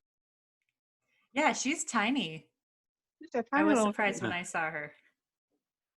Interesting. Yeah. Well, I don't know. I mean, to me, the Marco Polo groups, again, they're good. It's just the conversation flow. That's kind of always been my tough part to deal with. It's a work in progress, and you might want to try another room. You were, I think, on only 2 of them. There are some other rooms. No, so literally, like at one point, I went to like 3 different rooms. Like, I don't remember who it was. There was 2 group admins, and they were like fighting because they wanted me in their group. I'm like, I don't know why you guys care, because I don't talk in any of the groups. But they like both wanted me. Like they were convinced they were going to get me in their room and start talking. And so I was literally in 2 groups. It's because you're a guy. You're like meat market. Yeah. So is it like in the groups you need to have? Is it like 3 girls to 1 guy or something like that? Is I'm that? sure it's more than that. I mean, we don't have a rule of thumb or anything like that, but it's just like LDS singles. Mhm. Generally, there's more women than there are men. Hmm. So yeah. to Everett, be honest with you, I just know. I challenge you, Everett. Oh boy, here we go. Put in some more effort into a group, and you will get a lot out of it. Well, and not every group is for every person. Like, I'll be honest, No, single it's not. mingles groups, like I really tried, but I feel like Yeah, those you aren't did. for me. But I'm in other groups that are a lot more smaller. Honestly, a lot of them, they're more intimate. And there are some that I'm like, yeah, like this, I feel like is more my speed. It is That not is for not my everybody. speed, which is totally fine. You just find like where you fit at and then run with it. Yep. Well, Yep. all right, we got to get Celeste in there too. So In one of those singles mingles. yeah, See? All right. You need the I'll do it. experience at least. yeah. That way you'll know how this goes. You'll know what everybody's talking about. I'll know the flow and how. That's right. That's right. And So Whitney, you're going to go in the 35 plus group, and Yeah, Whitney, hop on over. I'm gonna go. I already got approved. I'm gonna go tear it up. Oh, that's exciting. We have some good conversations. Start going some on drama. today. I Jump did. I in. scrolled down briefly. I did see the you? height post. It has a lot of There's comments. two of them, height and weight. Oh, they're separate posts. Well, the height one led to the weight one because I had said, well, if you're so worried about height, are you worried about weight as well? Because he was upset because women look for height. And I'm like, well, do men not look for weight? So then it started a whole new post. And so, yeah. Yeah, so it does look like bit of there's drama. a lot of comments. So I'm sure I'll be up way past my bedtime. Add your own party comment. weekend, so I'll be up a while. Cool. I always feel like those posts, I think I posted this on the height one, it's just they're usually done by guys who are short and kind of like want to find out what girls think about their shortness and come up with an excuse about it. Like, dude, you're 5'5". Yeah. Like, what are you gonna do about that? You know, you're short. Tall enough for me. I'm Own 5'2". it. Yeah, well, that's what I was saying. There's a lot of shorter ladies on there saying, hey, I'm only 5'1". I need, pretty much any height works for me. And so, it's okay if you have a certain height you're looking for. I feel like you never see a post like that from a guy that is 6 foot or taller. Oh, no, absolutely not. No. No. I mean, I know last year, I would never do this now, but last year I think I put a post up, would you date somebody with a disability? Just because I felt like I was in the mindset of, nobody wants to date anybody that's blind or deaf or anything like that. And, through my journey, I've changed that mindset of, because like Everett said earlier, with the weight thing, you would much rather have somebody that is confident and overweight than somebody who is putting themselves down and making excuses for why they are. I would much rather be the one that says, it doesn't define me. Like me or you. The thing is, women. everybody's given weaknesses for a reason. It helps keep us humble. And the thing about it is that it's okay to, like, if you're overweight, for example, just say, yeah, I am. But you know what? I'm working on it. But I'm still awesome. Okay, cool. Well, and if that you comes are off fat and happy and confident, that is so much more attractive than if you are like skinny or muscly or whatever, and you don't feel good in your skin. You're always trying to put yourself down and trying to make yourself smaller. Like, just own who you are and love it. So yes, Nick, you are fat and happy and confident, and that's why everyone loves you. Obviously, it doesn't bother him a whole lot when he's willing to take shower polos all the time. So, yep. I feel like, look, everybody's got something. Especially the older we get, we've all got something we wish we could like work on and change and like do a little better on. Maybe lose a few pounds, or I don't know. You're old, you can't really grow a few inches for the short guys, but you know what I mean. Like, everybody has something they wish they could change about themselves. So that brings up a question that I would like to ask you guys. Uh-oh. What is one thing that you would like to change about yourself before you get married or date? Oh, see here, we got Stacey turning the tides on us. Yeah. One thing I'd like to This change. is what I like to do. I like to challenge people. So I actually make a point to make sure and let anyone know, even if we're just talking, if we're friends, if we're going to go on one date, whatever, like I up front from the beginning, let people know I am not ready for a relationship. like, this isn't going to go there. And then if they're like, oh yeah, I'm not interested, I'm like, okay, cool. Like we part ways. It's totally fine. So you But are learning to set your boundaries. yes. Well, because of that, the reason that I feel that way is because I feel like I tend to slip into like codependent behavior, and I will like give and give and give, and I will sacrifice my needs for somebody else's wants. And I feel like I work on that and work on that and work on that. And then I'll start to get close to somebody, and then I'm like, crap, like I'm doing it again. I need to go back, fix myself. So that would be the thing that I am trying to change before I feel like I would be ready for anything. See, I would say, like, for me, like, I still go to the counselor I was going to when I got divorced, right? Like, I still feel like, to me, there's like things there that, everybody's still working through stuff from their divorce. And to me, that was just, it was like so painful to go through that I'm like, gosh, I don't know how to kind of like fully open up, and let somebody else in all the way. Like, it scares me a little bit because I'm like, yeah, I've done that before. And then you always get hurt, So I worry in a way that like I feel like I'm ready, but like, what if I'm not? Like, it's almost like you're standing on the edge. For me, when I was a kid, standing on the edge of the diving board, and like the instructor's like, hey, I want to like have you jump in the water. And I'm like, yeah, but I don't want to. Like, I'm scared. I know it'll be fine, but I'm scared. So I want you to look up this song called All In. All In? Yes. When I feel that way, that's what I listen to. Okay. Yeah, there was a song somebody recommended to me. I thought it was really good that it's called Tell Your Heart to Beat Again. Have you heard that song? Oh, I love that song. Yes. That's a good on one. the playlist. Yep. So, yeah, not going to lie, like that one kind of hit like a sore spot. I'm like, wow, because I kind of closed myself off. Like, I'm like, you know what? I don't know if marriage is for me. Like, I don't know if I can do this. You need to do what I said earlier. You need to take you back. Because your ex is still holding on to my the power best part back. of you. Take you back. Take the best part of you back. I feel like, though, Everett, that's a very common issue, especially at this stage of life. Like, we've all been hurt. We've all had either ourselves or other people telling us, like, you're not good enough. Something about you is not enough, is not good, that needs to change. And so we all have that little voice that's like, nope, that's not right. You need to fix that. Which, I mean, screw that voice. Yeah. I think it happens like when you get cheated on, you sort of feel like there's something in you that isn't good enough.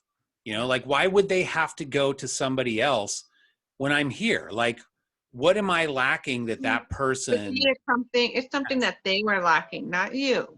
Yeah. You hear that all the time, but it's kind of almost like that voice in the back of your head says otherwise. So that's kind of the thing that, like, it just makes me like, gosh, what if that happens again? Like, I don't ever want to go through that again. And it's sort of almost like you've got that PTSD a little bit, Yes.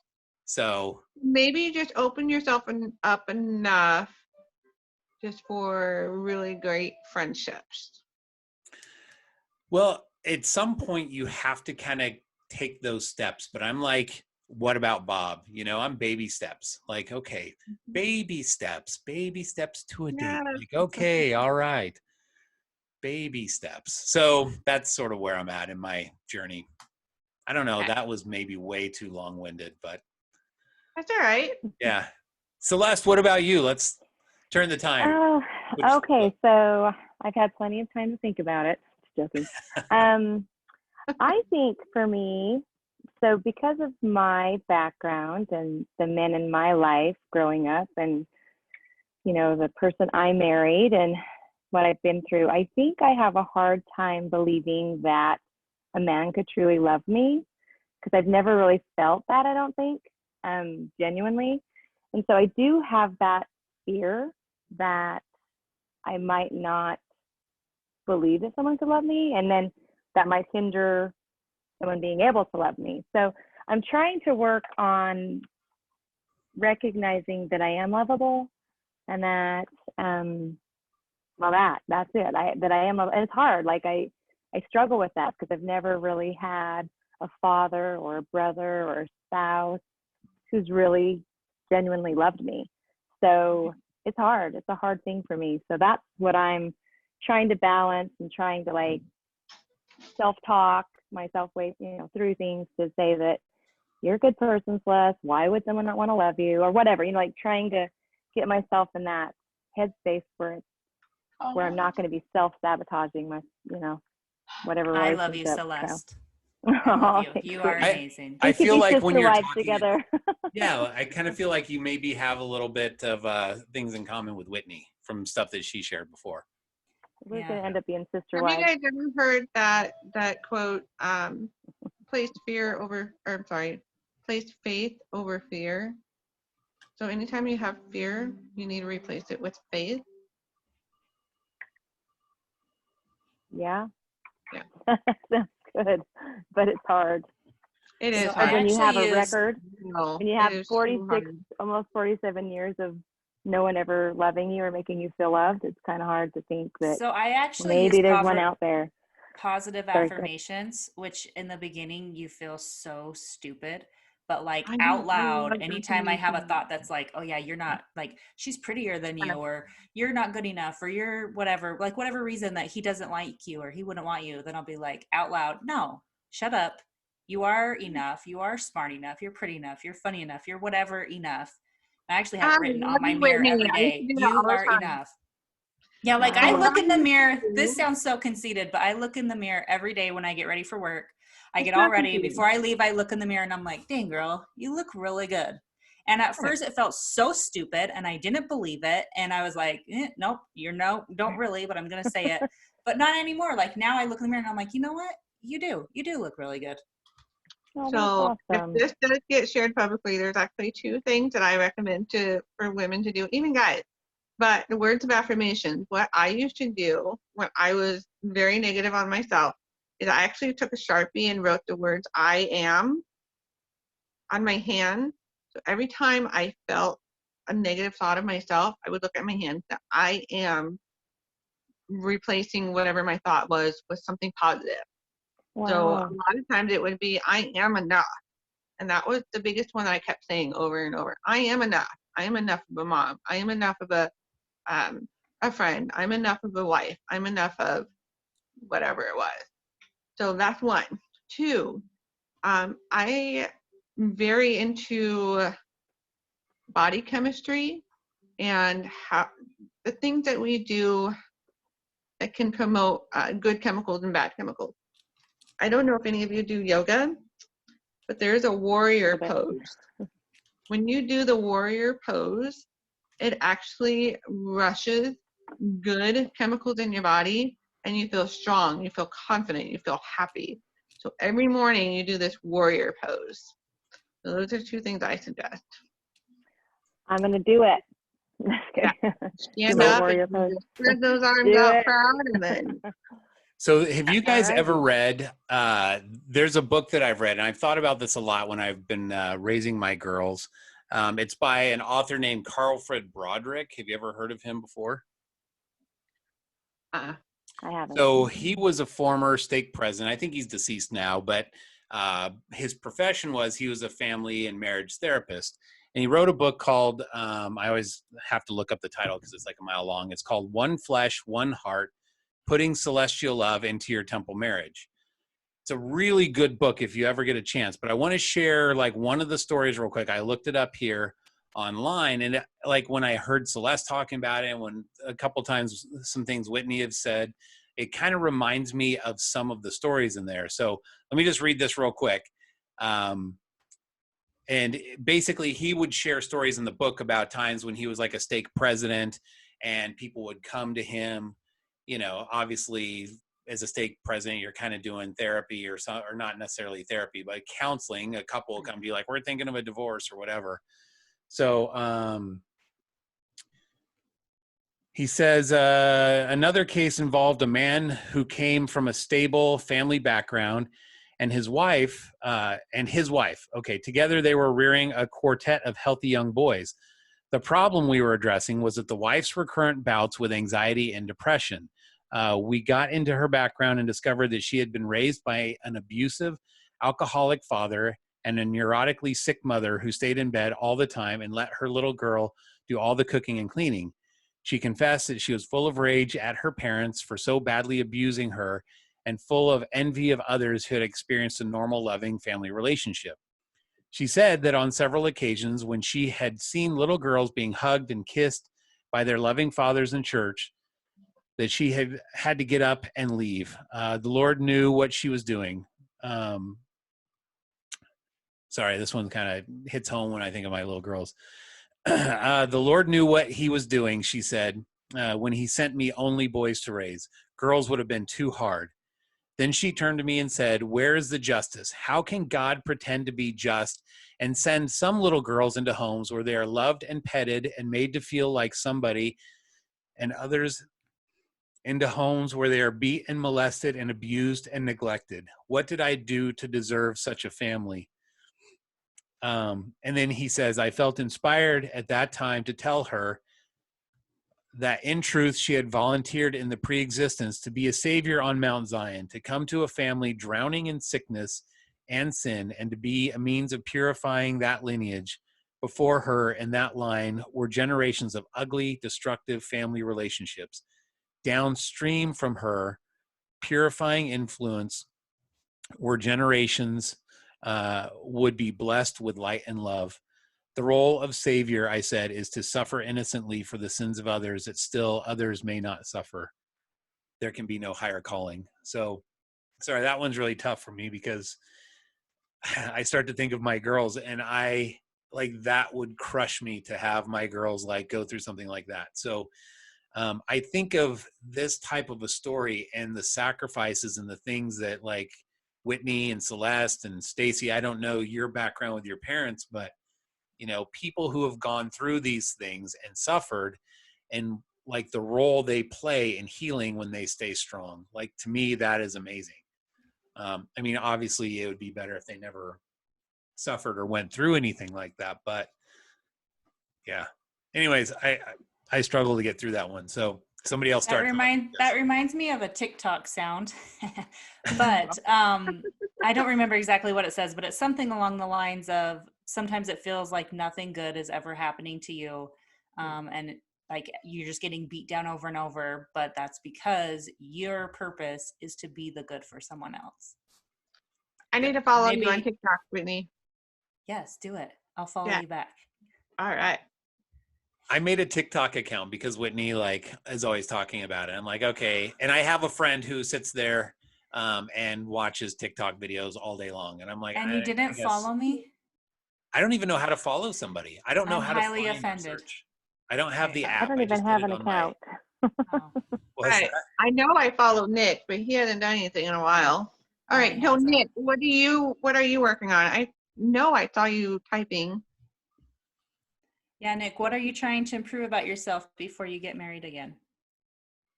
I know he was typing a bunch of stuff. I didn't read it. Can you hear me? Yep. Hey. Screen sharing. There you go. Am I coming in clear? Yeah, go for it. Yeah. Okay. I'm gonna hold off on the video just because of really bad Wi-Fi, so maybe the audio will come through okay. Yeah, the audio actually sounds good. Okay, good. I took out my hearing aids and found a gamer's headset and plugged that into my computer.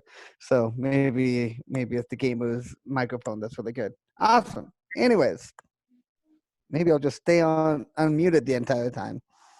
Keep on typing all this crap and nobody's saying nothing.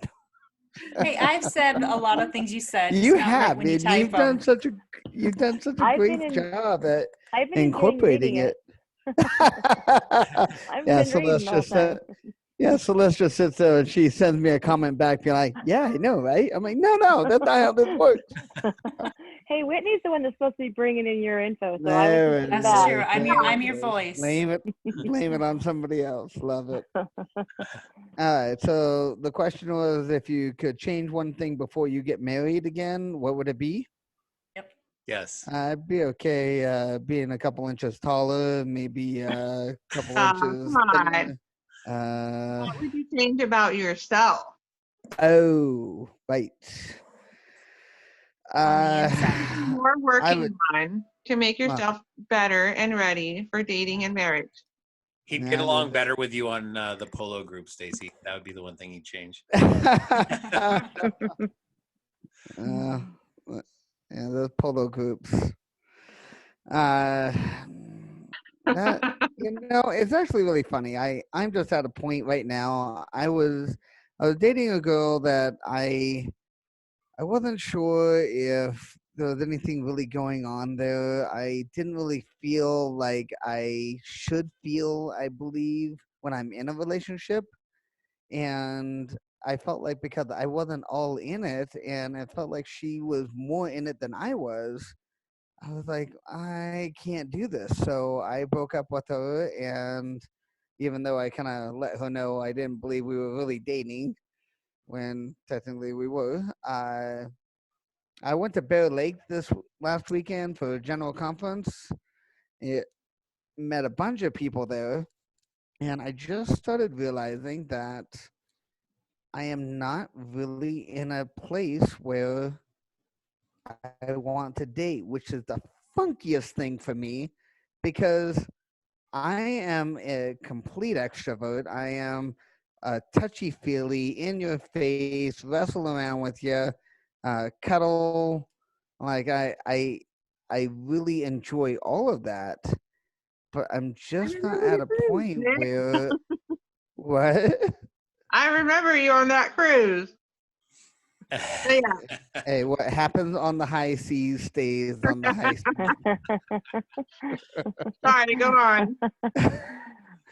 So, but yeah, I mean, it's just at this point, I don't know that I am looking for a relationship, uh, as opposed to just being a dad. I think that's my main focus right now. I hear all this crap about these guys that are moving away or not visiting, and I admit it. I'm not the perfect dad in the sense that I call my kids every night like I should, but I moved across the United States from Portland, Oregon to Wilmington, Delaware, just so I have the opportunity to be around.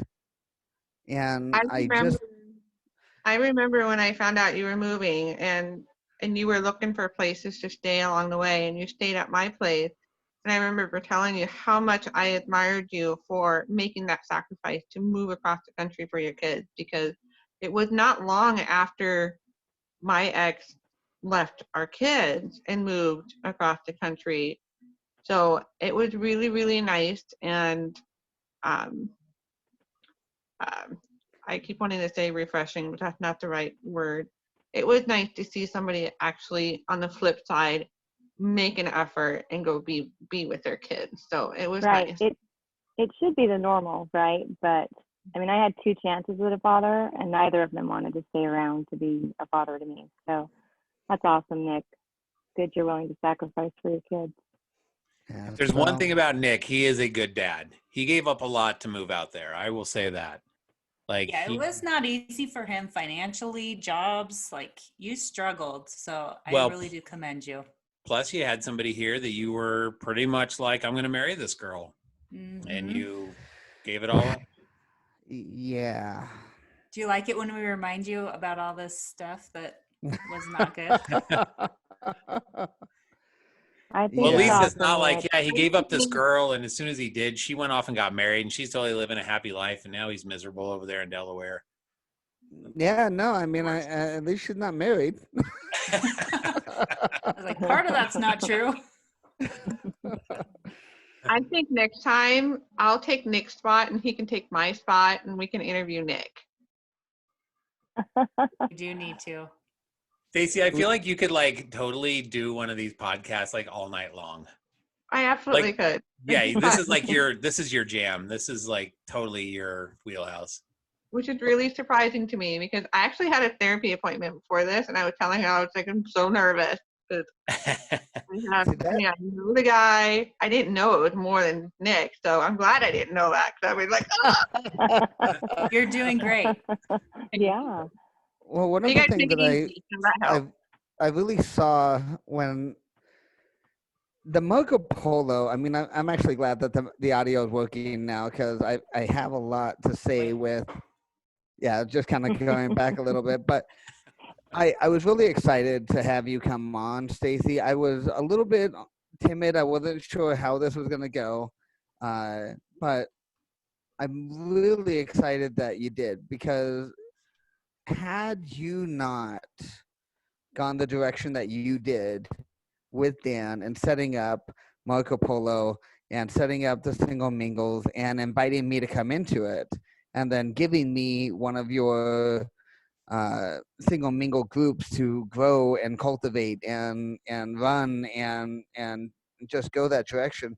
There's so much that I have learned from video chatting and from video face to face that has allowed both Everett and myself to meet up, and we've been able to set up this podcast, and we've been able to Didn't meet know other that. people. So you guys formed a friendship from Tingle Mingle. That's awesome. In It a got roundabout way. It got intimate to the point where Nick has scrubbed my shower. So Okay, so you guys He got a scrubbed my bromance going shower. on. Hey, you haven't scrubbed my shower. Nick. You You could have just scrubbed my wait. sister's shower. So you guys got a full-on sure. bromance. That's awesome. Well, when he's the big spoon. well, you know, Aw.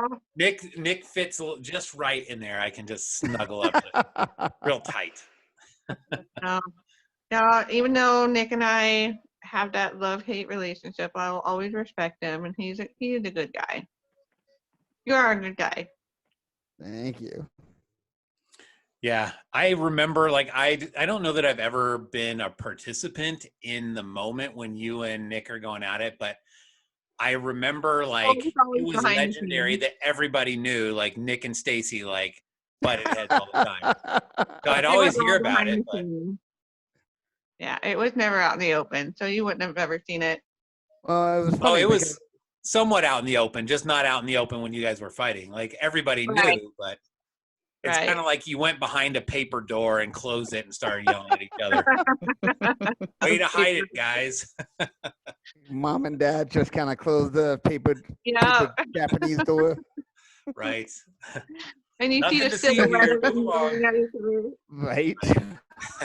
Yeah, like shadow puppets. Yeah. I don't know. Yeah, I So- don't. I see myself as somebody I get along with everybody, and even if I don't, I still am kind and respectful and try to still be friends with them to the point where if they don't want to be my friend, that's fine. So Nick must still want to be my friend, maybe. I don't know. Depends on the day. Depends on the day. That's okay. Today's looking pretty good. All right. Woohoo, I love you today, Nick. Only today. Only It's today. almost over. Right. Actually, it already It's is. over. It's over for us half. You guys still have some time. We're done. I was gonna say I'm still in Wilmington time, so I think we went ahead and we bled over till tomorrow, so we're good. I'm still in today. I don't know what you guys are talking about. I'm only 10 I'm in o'clock over tomorrow. here, so. I'm in tomorrow. We've got literally every time zone here. So we've got me at 10 o'clock, Whitney at 11, Celeste and Stacy. Are you at 12 also? Yeah. And Nick at 1 o'clock. So. Well, I am technically in Vegas, so I'm at 10 o'clock right now, but my Oh, body that's is right. That's right. my biological clock is still at 11. It's still at 1 a.m. Yeah. Well, you know, all the pros and cons of the single mingles groups, because there have been a lot of growing pains, a lot of people that maybe didn't love how things were run. But with all of that, there are so many connections that were made, like Nick and Everett, that probably like no one would ever really even expect. But, you know, people got to know each other, which was really the whole point of it. So even if it didn't end in marriage or in love or in anything, a lot of friendships and just a lot of overall connections that probably can't even see all the lives that you've touched. Yeah. Your Aw, ripple effect probably extends way further than you realize. wow. Thank Yeah. you for saying that. Yeah. So here's something for you, Stacey. I'm just kind of curious. You take like Uber, you take whatever transportation to get to your Krav Maga, to get to work, to do whatever you got to do. How is it over there right now with today's madness that's happening out there? You guys have a lot of protests that are happening over there in Iowa, like With Black Lives Matter, the, Antifa. honestly, I don't know. I don't watch the news. I believe in Omaha they still do, but Council Bluffs, no. Everything is still closed early. Nobody's open 24 hours anymore. So I believe there must be some threats going on, but honestly, I'm kind of ignorant to it all. I know it's sad to say, but I have my own issues with news and media just from my own experience with my ex-husband being so much into news and media 24/7 that when we ended our marriage, I was like, oh, You're like, I'm eat done. off. I'm done. Well, and it sounds like you have enough stuff on your plate to not have to bring in more. And I don't need any more things to worry about. So yeah, you're right. Right. I get anxious when I watch the news, so I just don't. I just Yeah. scroll my Facebook feed. That's my news. I just read captions. Yep. Top. Amen. Same. That's how I know what's going on. Wow. I think the biggest thing that we're dealing with now is just the coronavirus stuff. Is it real? Is it not? Is it, is mask working? Is it not? And yeah, that's just the biggest thing here. I just saw a picture online of a group of what were they? They were musicians, and they were all wearing masks, and they all had like a cut right in their mouth where they could put the instrument into their Yeah. mask. It's like, dude, you are doing it wrong. Well, in an instrument, you're literally like blowing spit out. So if anything, you need to put a mask on the end of the instrument. I know in my 12-year-old, he's in band. He plays drum or percussion, but he says the horns and brass or whatever you call them, they have the slit in the mouth, but they also put a cloth covering on the end so nothing comes out. But it sounds different. Yeah. Yeah, it's gonna be Only muffled. problem, Mm-hmm. Muted. muffled. So yeah. Yeah, I played think the flute we- in band, and like that, the last 5-10 minutes of class, that's what everybody did. Take your instrument apart, clean out all the spit that's inside of it every time. Huh. So, Yum. yeah, I don't understand how band is working right now. Well, my twins are trying to learn how to do the recorder, but they aren't letting them blow into the recorders. They just are learning the finger movements. Oh, And gosh. so I'm like, okay, so here Wow. we are blowing Is into any- recorders. Is anybody else like getting the Um, vision in their head about like the Harry Potter?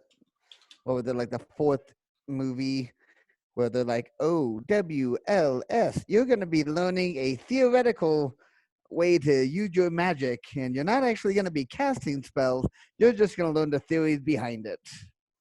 You're not really playing the recorder. That You're would be just going to learn how to finger it. exactly. They're just going to learn how to move their fingers. Yeah. And if the time comes where they can blow into it, obviously they're just going to know how to do it, I guess, since they know how to move They're their going to be fingers. Just know. amazing. Like, My okay. kids' school actually switched to ukulele this year instead of recorders. Oh, that So now would've my been daughter's like, I need a yeah. ukulele so I can practice. Here, I found this on Amazon. It's like $100. I'm like, I'm not buying you that. That's a good idea, though. I wonder why they didn't do something like that. Because I was like buying Violin or recorders, and I'm cello like, or to do what? They're not going to be blowing in them. I So know. I weird. don't know why everyone learns recorders because like Because they're it's like not a $5. useful life skill. you can literally pick up a recorder at the dollar store. So Yeah. And it's not like you're It's learning cheap. like real music when you play the recorder. Well, you learn how to read the music, right? So that's a very basic knowledge Yeah. of reading music. You get that kind of concept. I You think know we how- left out with having my son wanting to do drum 2 years ago. So he does the xylophone, the bell, the snare. So yeah, we don't have to worry about anything bit That's there. fun. You just need more cowbell. That's all. Cowbell, need more cowbell. Right. So No, all this yep. stuff is from the year 2020. Like everything has gone like crazy this year. But here's a little bit of trivia. Do you guys know what is widely considered the worst year in history? I posted that on my Facebook. It was like 587 AD or something like that. 536. You were close. Good. Oh. Yeah. Why? Have you guys heard that? Okay. So Mm-mm. hold on. Let me pull this up. This is from sciencemag.org. I Yeah, that guess one there was, blew and my I'm going to mind. paraphrase, so this, I might get some of this wrong, but from what I remember, there was like some massive volcano that erupted that caused like this crazy cloud of dust over like the whole atmosphere. Crops were like not growing and stuff for a year, caused all this illness and famine. And it's just like everything went to like crap because of this. So, It went really Was that like cold. Mount Vesuvius or something like that? The overcast, it caused what was that disease? The plague, and it killed millions and millions of people from the plague because of the volcano ash all over the world. well, I don't think the plague came from this. Hold on, I'm going to share the screen real quick on this. And I bet you they didn't have to do virtual learning during this, though. Well, we all learned another one earlier. I didn't even think got into this recording, but at least we didn't have to homeschool our kids. Okay, can you see the screen? Amen. No. It didn't work? Okay, hang on. Remember when you share the screen, you have to select the screen that you have it up on. Yeah, There I you did. go. It just didn't work. It didn't stick. Okay, here we go. So why 536 was the worst year? Yeah. What does it say? Like, so the Black Plague was like 1349. The beginning of one of the worst periods to be alive, if not the worst year.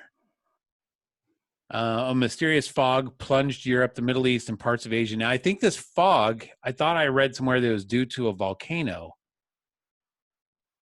I know I shared a graphic last week. During the whole year. Temperatures in the summer of 530. It's just kind of like everything went wrong. And I'm like, yeah, that's 2020. Just wait to see what happens in 2021. Like, all right. Kind of like hold Yeah, my because beer this sort of isn't thing. going to end when 2020 ends. And there's still going to be fallout Mm. from this for years and years. So Agreed. Oh, yeah. I mean, with all the Maybe fires it's and gonna be earthquakes better. and I mean just the natural disasters alone, not just diseases, it's going to cause a lot of havoc on the earth. Am I okay to Yeah. scroll? I think Celeste is reading it. And No, I'm good. I'm not reading. You're good. oh, okay. I thought someone was like, No. scroll. She's like, I don't care. So, I okay, do, all right. but I'll I'm stop sharing it then. So if you guys I'll want to at it look, later. here's the year right here, 536. If anybody wants to look that up, why was the worst year to be Interesting. alive?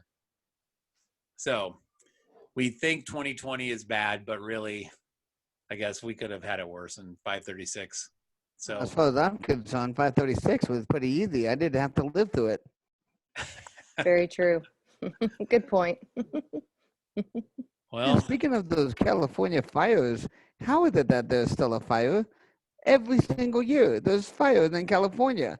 Last time that I tried to go back to a fireplace and relight the wood that was on fire the night before, that's not easy to do. So where's California getting all the new trees? How is there anything left to burn? I know. Poor state. Exactly. It's horrible. It's a big state. Lots of trees. I guess. well, gosh, Stacey, we could definitely do like several podcasts with you. How would you feel about like us putting this on YouTube and maybe you could make an announcement on the 35 plus, like, hey guys, I did this podcast. Anybody else that's interested? Would you think that would be something you're interested in doing?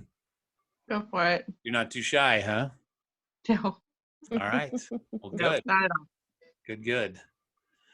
Well, we also have this, we're not going to do it tonight, but well, maybe next time. We have like a wheel of names if you've ever been to that website, and we kind of spin it and come up with fun questions and things like that, just sort of icebreakers.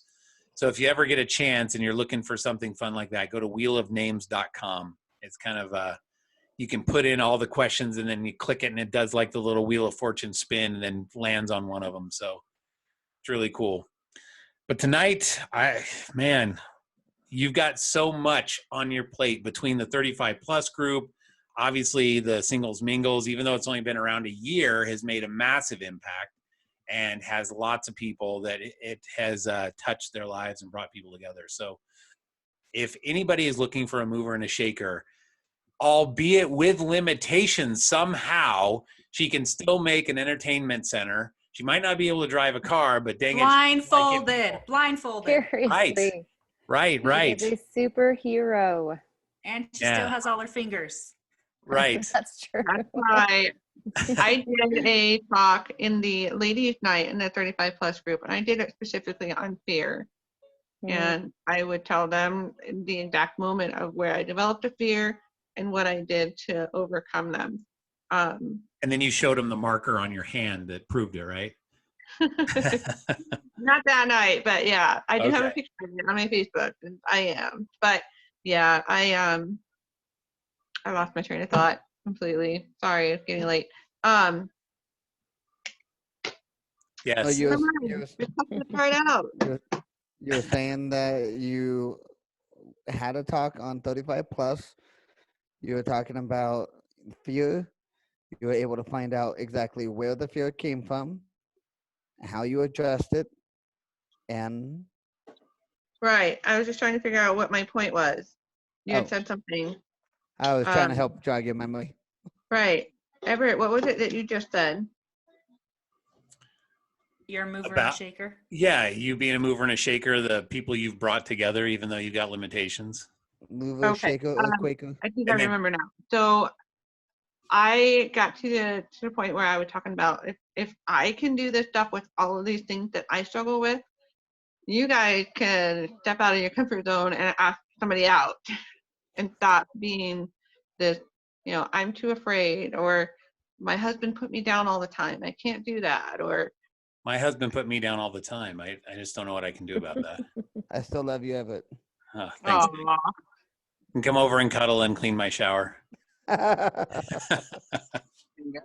Sometimes that voice can be overwhelming, though. It My can. husband put me down all the time, and it Mine has too. been so difficult to get past. True. And so, Yeah. especially if you are letting that voice take over and you don't already have that confidence there to kind of help you build more confidence, it can be overwhelming. And that is the only way that you can overcome fear is by building up your confidence and stepping out of your comfort zone. Well, Stacey, you would be happy to know that I happen to have a virtual day tomorrow. So, Yay! yes, It's I not know. me either. So what's the deal? Well, it's not the first one, but yeah, it's a lot of fun. And I think Nick hopefully is going to be doing a double date with us, but I'm not 100% sure because I think maybe his Well, she turned him down, but he won't admit that. I don't think she turned him down. I thought she was busy that night, right? Or did Yeah, she? exactly. She was too busy. She politely turned him down. Aw. Well, did we lose Nick? Is he still with us? Yeah, don't my know. internet connection Oh, came in and out for the Oh. last 5 seconds. So There he I is. think I'm back now. No, he was. Kind of back and On forth. again. So, but that's kind of the fun thing, doing like just some of these. You have like the online games and things like that. So Yes, I want to get involved in that. I've never done the online games. really, Yes, do it. It's really fun. I've never done it. So Nick, you'll have to send me the link on where to go. So it's actually the same link for this Zoom room, and then you need 2 screens. So you log into this room and then also into another website. But yes, do it. Okay. I think that Do that you gives have another a- way to kind of open up, interact, and see a side of people that you don't see all the time. so that's if you're doing the game nights. But there is like an online board game site that you guys can do together. And what was it again, Celeste? I forget the. Give me a second. I can pull it up. I think It Nick is knows it too. called Can't All boardgames.com. Oh, yeah, boardgamearena.com. Right, Okay. boardgamearena.com. Got it. I think you'll have to send me all these links on Messenger. Maybe if we like post this on YouTube, we'll kind of post them in the comment section or something. There you go. But I will just I tell don't you know who would this: wanna- Board Game would want- Arena is rigged and favors girls. I don't know how they do it, but somehow completely. Or it's just they're really good. The girls can just be really stellar at the games and just kick all the guys' butts. That could be how it is too, as well. That's the less likely scenario, but Maybe you're just not good at games, Everett. yeah, this is a possibility. Yeah, I will admit, me and board games were not exactly like up to par with each other. Not So tight. no. I love board games. You love board games? I do. Me too. So what Yeah. you need to do is extend September a little bit, Stacey. Ask a guy out, and we'll do a double date. Got it. There you go. You're like, okay.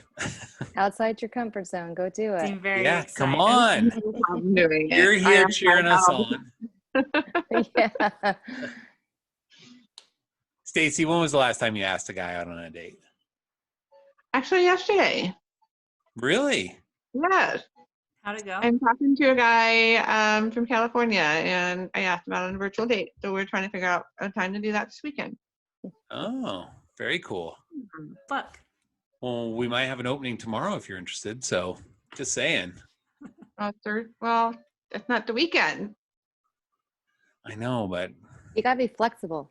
A little bit yeah. of flexibility. Maybe I can find somebody that would be available on a Thursday. Okay. Okay. All right.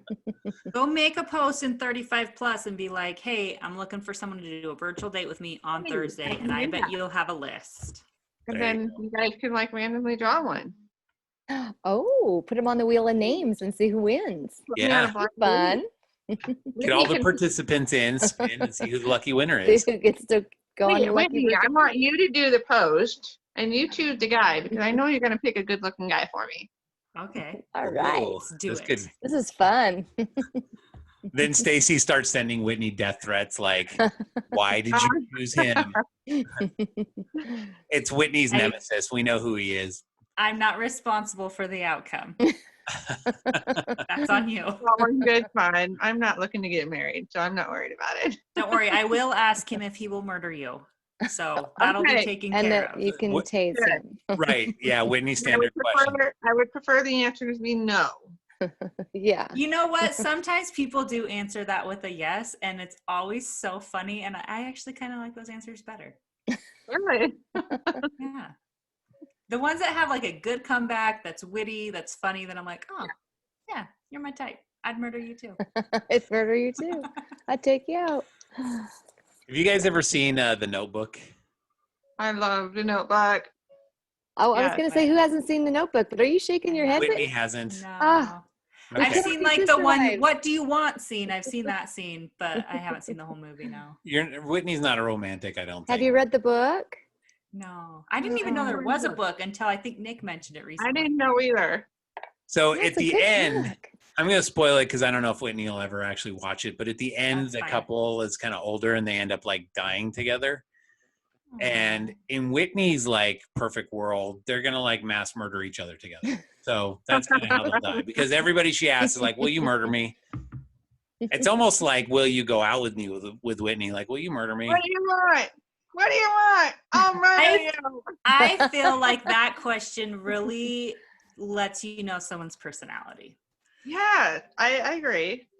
Because But I'm very sarcastic and I joke around a lot. So if they can come back and be like, oh yeah, here I can match your level of sarcasm, then I'm like, yes. If they're like, what? Like you're a crazy Right. person, I'm like, yeah, you're not for me. considering, They're not but for me. considering my past with that, I would say no. Let's not ask that one. Yeah. Well, that's true. Tasing Sounds people like that, I'm not being a crazy person. That's a legit question that I have because I have a taser and I want to know, is that enough for me to defend my kids? Like if it came down to it, will that be enough for me? Probably Or not. because everybody's always like, oh, you need to get a gun, you need to whatever. I'm like, I don't want to have a gun with my kids at the age that they are. Yeah. But is a taser enough or no? So I just want to know what happens. Like, it's You're a gonna real end up- curiosity. You're totally going to end up with a guy like last name of either Krueger or Voorhees. That's like Freddy Krueger from like Nightmare on Elm Street, or Jason Voorhees is like the Friday the 13th guy. So, you know, one way or the other, they're going to be like some serial killer. As long as he tells me he won't kill me, we'll be fine. They don't have to tell you; those do it. They're like psycho killers or something. Oh my gosh. Yeah. Well, I guess if I'm on the news, then just know I won't be at the podcast anymore. Hey guys, look, it's Whitney. I knew her. We always figured it'd end up like this, so here we go. Eh, it's likely. It's likely. You know, happens. Hey, when it's your time, it's your time. Everybody's got to die eventually. Yeah. True. Famous words from Ted Bundy, right? Yeah, right?